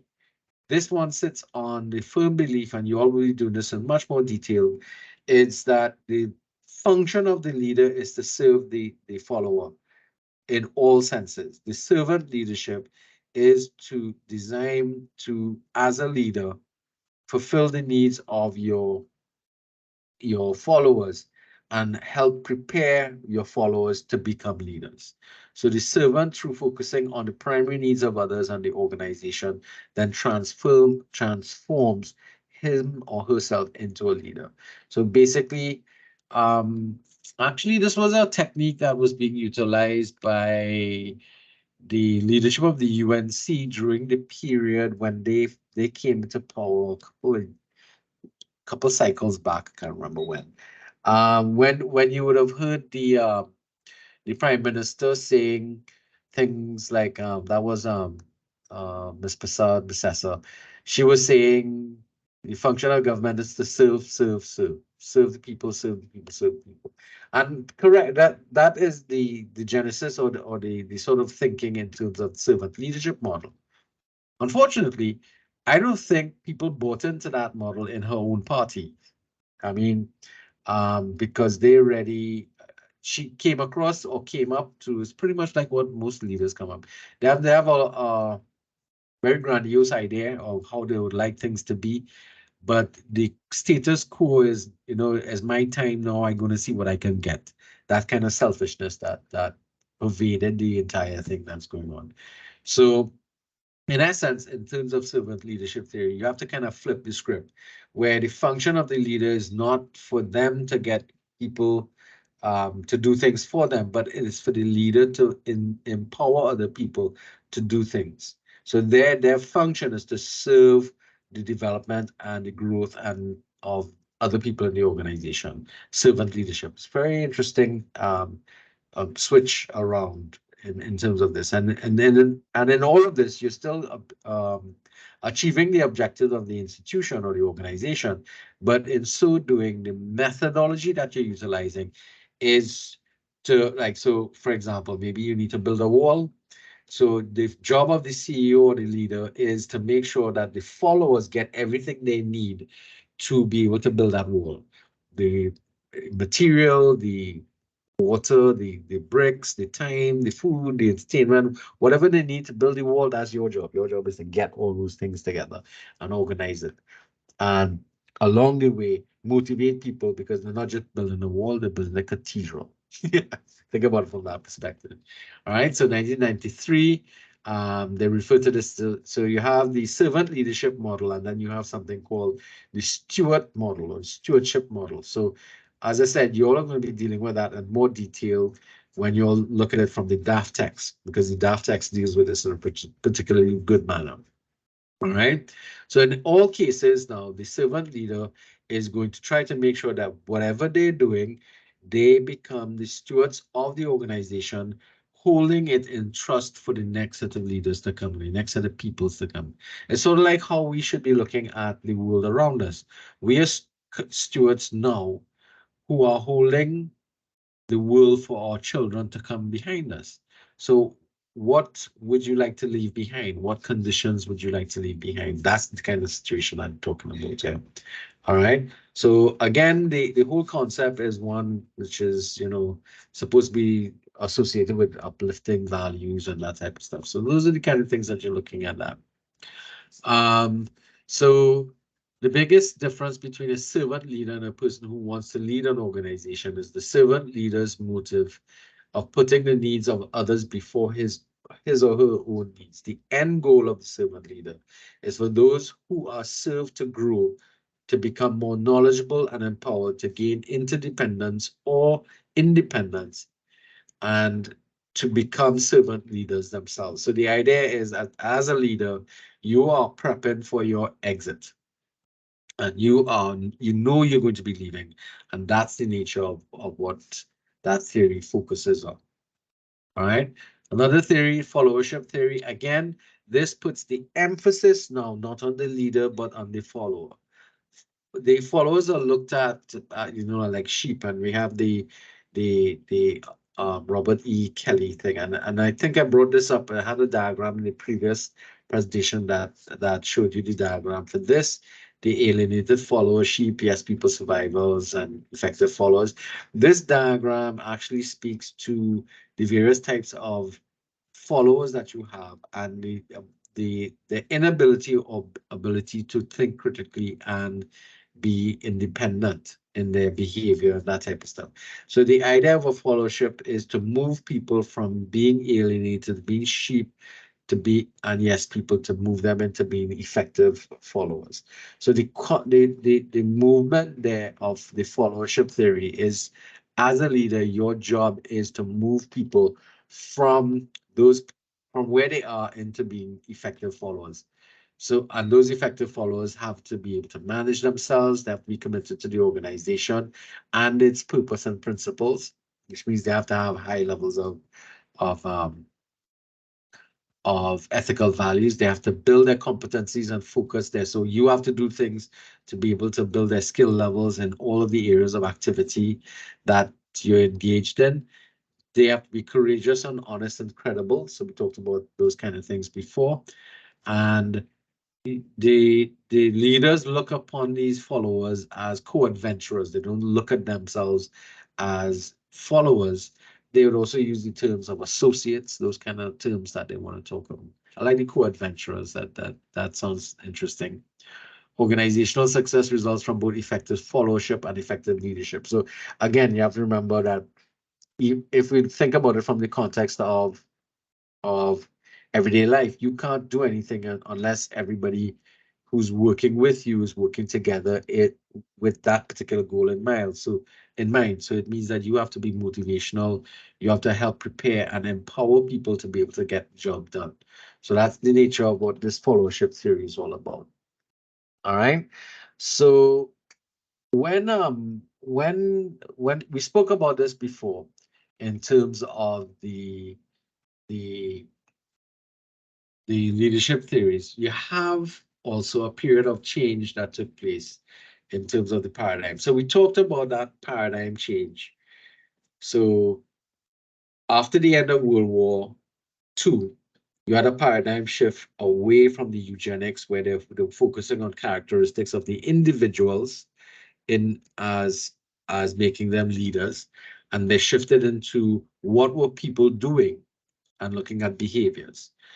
And then they moved from the behavioral theory in the industrial context to now looking at theories shifting into a different type of vision. So Ross described the theories that were developed in the earlier 20th century using in the industrial paradigm was of this nature. Those theories were structurally fundamentalist, management oriented, personalistic and focusing only on the leader. So they tend to be leader focused, goal achievement dominated, self-interested and individualistic in outlook, male oriented, utilitarian and materialistic and ethical perspectives, and rationalistic, technocratic, linear, quantitative, and scientific and language and methodology.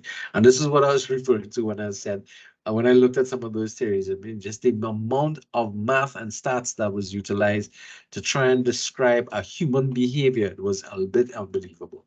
But that was the impact that the industrial era had on the way in which the theory developed.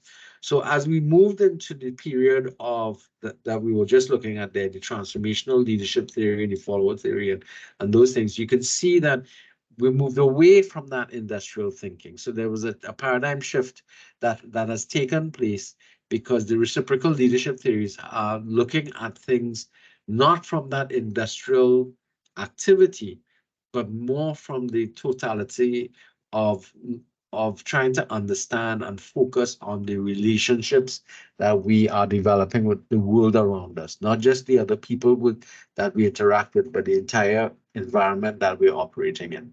Because the industrial paradigm obviously, minimized everybody else and focused only on industry and its activities and its outcomes. And we still have some clashes with that take place from place to place and from people to people and organizations to organizations. But we have to understand that contemporary theories is one that relies about thinking about leadership more of a relationship rather than than everything. So that was these relational theories. Now, another concept or paradigm shift that we have to look at is we have to look at the newer theories having to deal with our current circumstances. Our current circumstances are one that are faced or have to deal with changes taking place very rapidly. In that circumstance, therefore, theories that look at life as being very linear and A leads to B and so on and so on. Theories that are developed based upon that kind of thinking creates problems when the reality of the world comes to bear upon that theory. So if we look at this note here from Luthans and Slocum, you are faced with an unprecedented economic, technological, socio-political, and moral ethical tumultuous sea of change. So we have to look at change is taking place in every aspect of our lives around us. Therefore, there has to be theories that can deal with the changing environment in which we are taking. Because remember, the situational theories, contingency theories had told us that we can't only look at what the leaders doing, but also the context in which is taking place. And this is the context that we have to be looking at now, this period of massive changes taking place in all aspects of our lives. Technology, economic, socio-political, moral, ethical values are changing around us daily. And how do we treat with that? How does leadership and leadership theory deal with that? So obviously, we're looking at a world that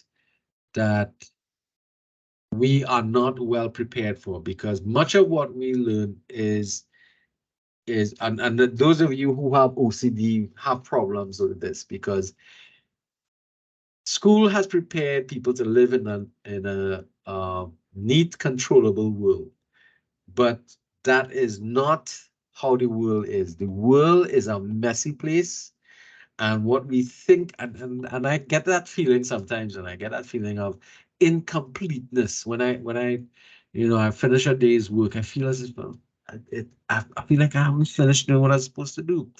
And then I started to think about, so when I die and go, all of this stays behind me, and what happens with all of that? I mean, and you have to kind of put your mindset in that. I am a bit OCD.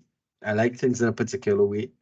But you know, the hard part about it is that the world is not going to work to my needs. I try to bend the world to my needs, but it don't work that way, because the world is not a neat place. The world is chaos, and that brings us to chaos theories. So chaos theories try to tell us that we cannot be afraid of the chaos around us, but we have to look at embracing that changing environment, and to be able to work in that period or in that situation, we have to start to look at important elements of the chaos around us. Chaos is defined as order without predictability. That's interesting, and that in the chaos there are patterns that show themselves. Anybody came across this chaos theory thing before? And has an idea about what it's all about? The chaos theory would butterfly in the southern hemisphere beating its wings, causing turbulence in a hurricane in the northern hemisphere and all that kind of thing. All right, so think about it from that perspective. So the idea is that simple things go wrong, but we have to pay attention to what's happening, because inside the unpredictable behaviors is a pattern. So the view of a world as a turbulent, ever-changing, risky, and always challenging is echoed and expanding in some recent work described by the quantum or chaotic world. So that's what we're looking at in terms of chaos. The chaos world is a quantum world, a world of wholes, not parts. It is a connected world in which relationships are everything. It is a world filled with strange attractors of meaning and force fields that help shape the behaviors of individuals and organizations. Wow, this is weekly. 1999. This is real prophetic type of things, right? So it is a world in which multiple realities exist, and it is difficult to identify exactly what causes something to occur. It is a world in which living things invariably organize themselves based largely on the feedback they gather from the environment and around them. Finally, it is a world that cannot be controlled. Now, if you're OCD or you have any senses like that, this is a scary environment to be working in. So if you're working in this environment, there's some basic rules that you have to follow. The first rule is sensitivity to initial conditions, also called the importance of initial conditions. It implies that we have to pay attention to what started change. It implies how things begin is greatly determines where it ends. So we have to pay attention to that element. We also have to look at the connections and relationships that we develop. So in order for us to find solutions to things, we have to look at what is called andness. Because one, we can't do it on our own, we have to do it with others. And two, we have to look at not just one way of doing things. So the connections are not only with other people, but with other things. So you're literally anding. That's the frame that the term that they use. Anding with other people and other things to be able to produce a solution or a way through, a method through this whole situation. So if you can successfully and with other concepts and other situations, it provides a plethora of choices that allows you to find solutions. And those solutions are not one and done, because what you're going to end up with is some elements of a solution that you might find are wrong, some is right. And therefore, what you're going to find is partial responses or partial answers to your question, of which you take that part which is correct from that choice or solution and add it to another part that might be right. So you have a couple of partially correct things that you pull together to find a solution for a problem that you might be having. So the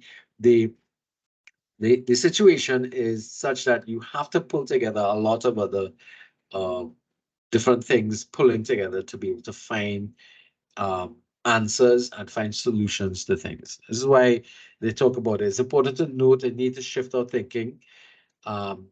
Systematic leadership is both and, not either or. Right? So it's both and, not either or. So in systematic leadership, you can't be thinking of either this or that. No, you can't be going either or. You have to be going both and. Everything is both and. Bringing things together. Some things might not be right or wrong. It might be right and wrong. It can't be right and wrong. It can't be right and wrong. And that happens across the board. I mean, one cannot understand one thing without another. That's another sort of dualist thinking in terms of what they speak about it. So we have to kind of broaden our minds in terms of trying to accept that there's more than one way to do things, that we can't ignore what you think is wrong because it may have elements of being correct.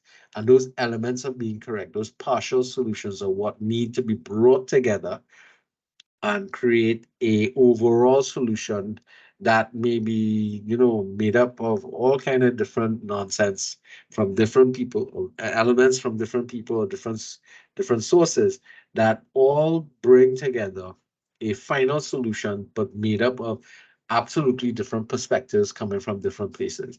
So that's why it's referred to as chaos theory, because it looks like even the solution that you find is made up of all these chaotic responses to things.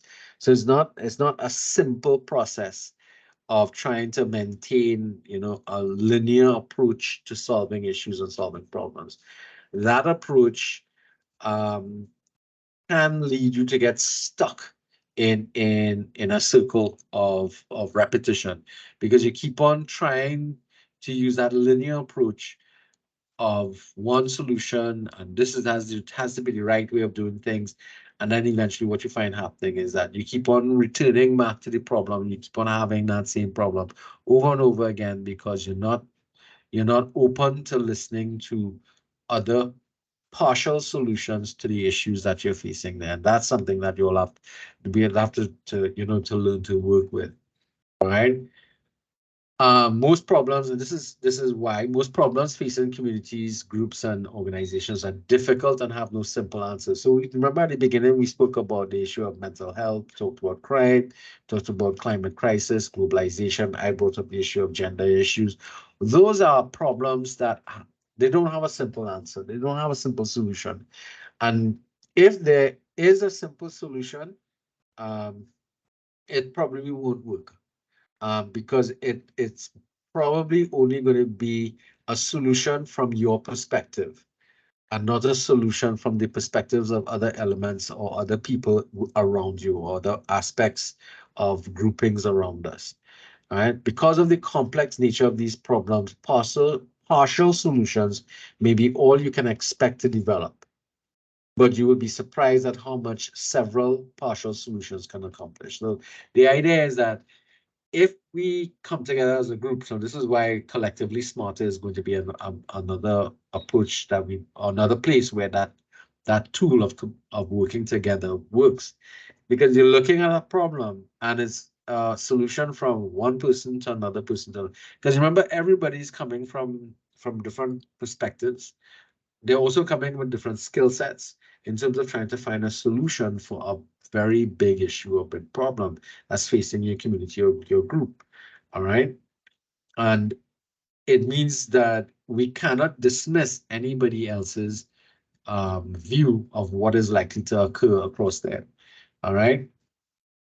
And again, in the chaos theory, what they're saying is that chaos theory is self-organizing.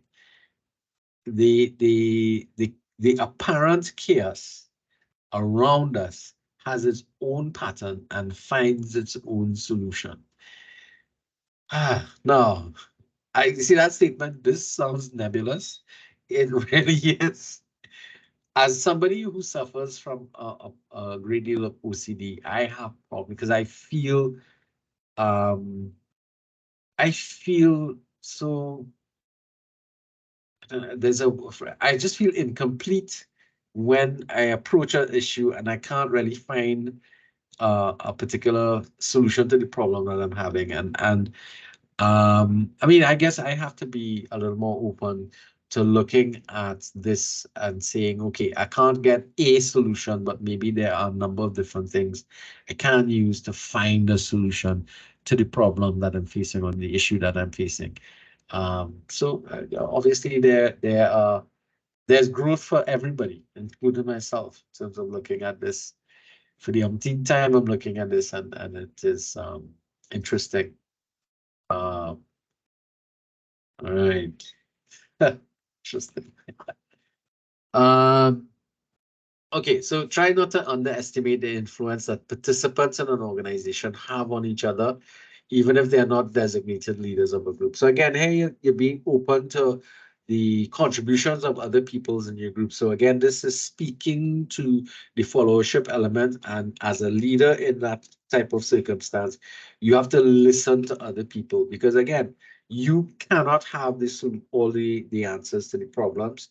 You cannot be the only person that has to work on getting the achieving the organizational goals, because it's not going to happen. It's just you can't expect that all of the solutions come from you. You have to include other people into getting that. So another development that is taking place out of the chaos theory is the development of the concept of authentic leadership. So in this particular form of leadership, this is a response to the failure of leadership in the recent past, and as we started in 2000s, 2008, 2010, that time frame, we had massive international failure of leadership, as seen through issues like the Enron thing, the Madoff scandal. You had the this company that did a whole set of accounting nonsense and still kind of treating with that. Was it Enron or you had Enron? I can't remember the name of it, but you had a lot of people. Even locally, we had the failure of the Clico situation. You had we had a lot of market failure brought on by greed through the failure of the financial system. So the last financial crash that we had, and we continue to have general, disparity with the nature of leadership in the current environment. This authentic leadership model is a relatively new development, and it is a review of the reciprocal leadership model, adding some more stuff to it. So starting from a very basic point of view, authentic people are at the center of authentic leadership. So that's the first thing. We need to be able to make sure that, or this model is speaking from the point of view that leaders need to be authentic as well as the followers. But leaders in particular they have to be authentic in who they are, because they become the foundation upon which the organization is being built. So Luthans and Volio, describe authentic leadership as the confluence of positive psychology, transformational leadership, and moral and ethical leadership. And the authentic leader as someone who is confident, hopeful, optimistic, resilient, transparent, moral and ethical, future-oriented, and gives priority to developing associates to be leaders. Now, good luck finding somebody with all of those things. But again, a model is a model. It sets up an ideal circumstance against which we measure reality. So even if we don't meet all of the requirements, maybe you could get 90% of the way or 80% of the way, and you'll get something closer to the authentic leadership that we are looking for.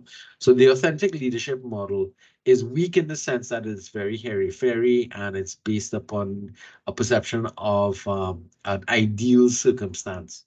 But it produces or provides a baseline against which we could compare the reality we face and see how much more we need to do to get us to move towards a more idealistic situation.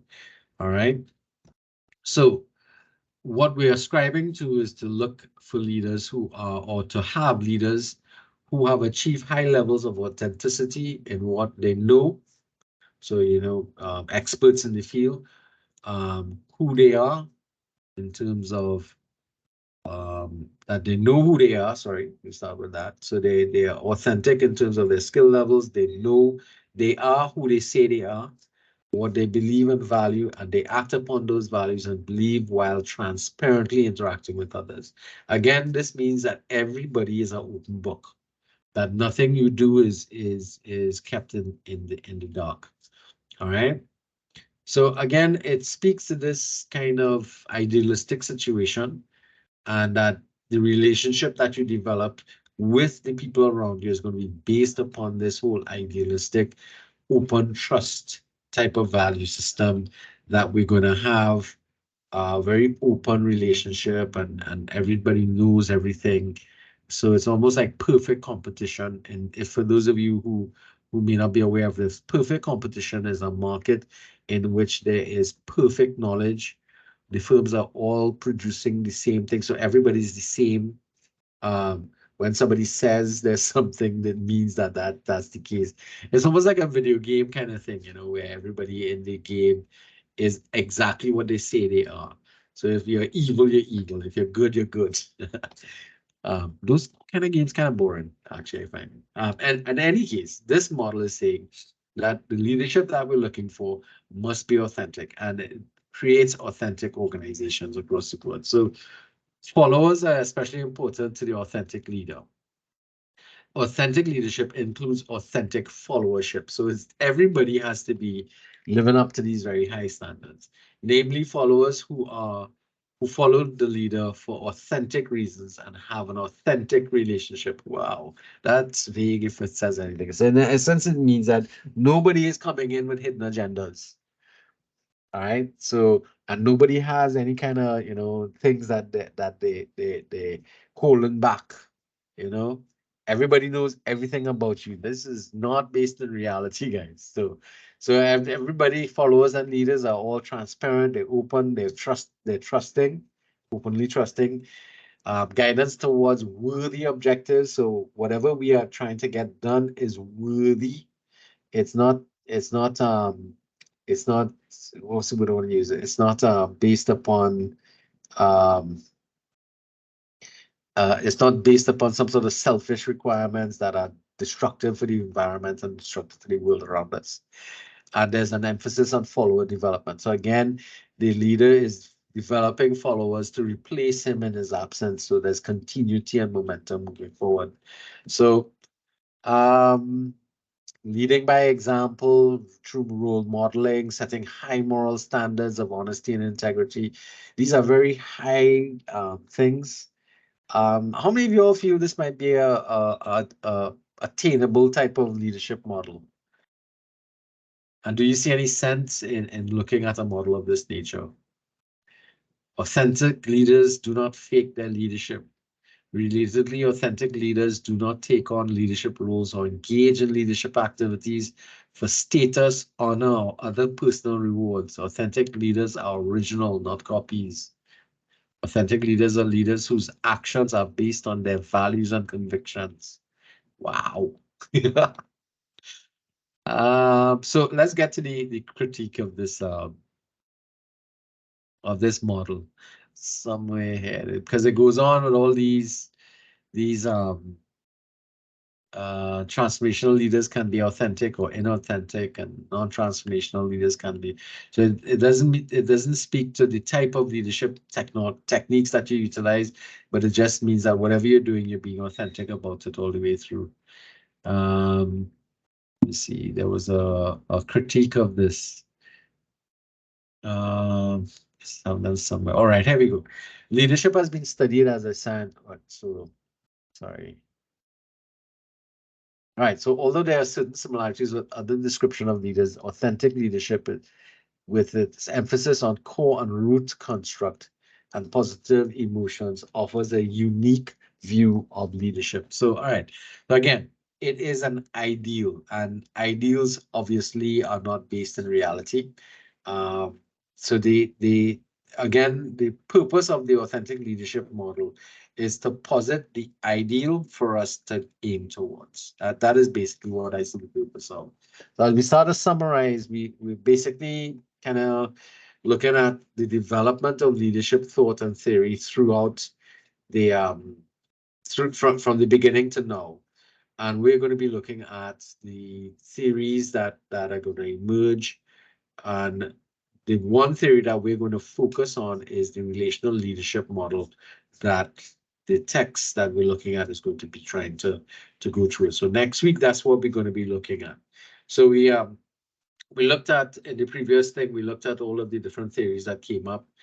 And we looked at how the theories tried to explain good leadership as opposed to bad leadership. I also implied in some of the things, the situations that I spoke about in terms of the impact of general tendencies and thinking in the world having on the development of the theory. So today's theories, for example, that authentic leadership model is kind of based upon a hope for developing theories or developing leadership that would be more authentic in nature and less deceptive.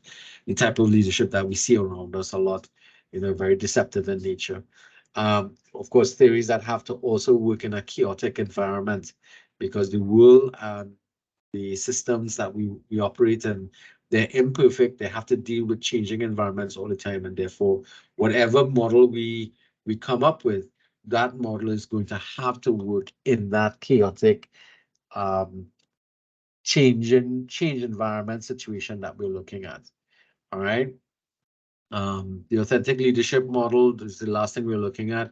It's focused on leadership as a core aspect of our very being. Hope, trust, and positive emotions and concerns for understanding the attitudes and behaviors of followers. Authentic leadership offers a new way for us to look at leadership. And again, it's a very idealistic view. All right, so this is a long presentation, but you're not required to memorize any of this. So there are no exams for this. So just try and grasp what you can in terms of the way in which we see the theories developing over time as we passed it, moving through the entire presentation. All right. Anybody has any questions you want to ask on any aspect or any of the models that we saw today? Good night, sir. Good night. So one thing, right? When I was watching the review, I think it was the first day when you were going through the course outline. you were Sorry, saying- say. All right, Ron, I can barely hear you again. Okay, so I'm saying that like when I was looking at the video when you were doing the introductory course, you were basically explaining grade allocation. Are you able to hear me before I continue? Explaining the what? The grade allocation for the course, right? Grade allocations. Oh, you mean the marking structure? Yes. So in you said that there was a debate, right? Uh-huh. Okay, just making sure you can hear me. Okay, right. So you said that there was a debate and that I saw that one of the topics you had was something about born leaders. But I Yeah, saw look that at you that. did yes, I saw that you did it in class today under a myth. Well, I didn't do it, but the topic that you have to select from, where is it? All right, so leaders are born, not made. Men make better leaders than women. Transformational leaders are more effective than transactional leaders. So we touched on two of these out of them, but we also we also implied the issue of gender issues in leadership as well. So what you're not getting? No, so the leaders are born, not made. You have it as a topic for a debate, but it's like you clearly stated in the course that it's a myth that you're not. It is a myth, but you have to remember, myths still require. So the context of a debate is that I want you all to engage in an intellectual activity to refute each other. I can tell you this, huh? In a number of instances in previous debates, people who debated that that leaders are born, not made, have won that debate, So it's more about debating technique and the development of debating skills that we're looking at there. Similarly, men make better leaders than women. I've seen and I've actually scored, seen, not, I don't really score. I've seen debates being won by the team that says men are better leaders than women, simply because you don't just assume because you have the winning argument, you will win. That makes sense, Rhonda? Okay, sir. Yeah. Okay. So okay. it's an exercise in and the same thing can be said about transactional and transformational leadership, which is the third topic. Most people would agree that transformational leadership is a better form, a higher form of leadership than transactional, because transactional is based upon you do this, I scratch your back, you scratch my back kind of situation. Whereas transformational leadership speaks to higher ideals and people doing things not because you're going to gain from it, but because it's just better for everybody kind of thing. So that's the thinking process you need to be going through there. All right, but it is an exercise for us to engage in as a class for several other types of skills that we're looking at, working in larger groups and teams, coordinating activities, taking responsibility for certain aspects of the debate. And you'd see why when we get closer to that and I give the final instructions for it. Okay, thank you, sir. And that counts towards 15% of your final grade. So it's not that the answers were not available, We weren't debating it because we didn't know the answer to the question.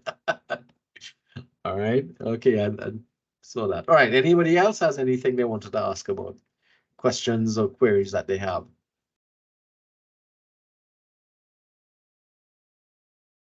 Speak now, forever hold your peace.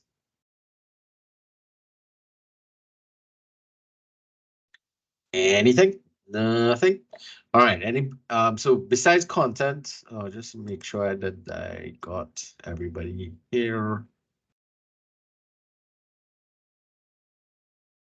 All right, so we lost some people. Let's see Noriega today.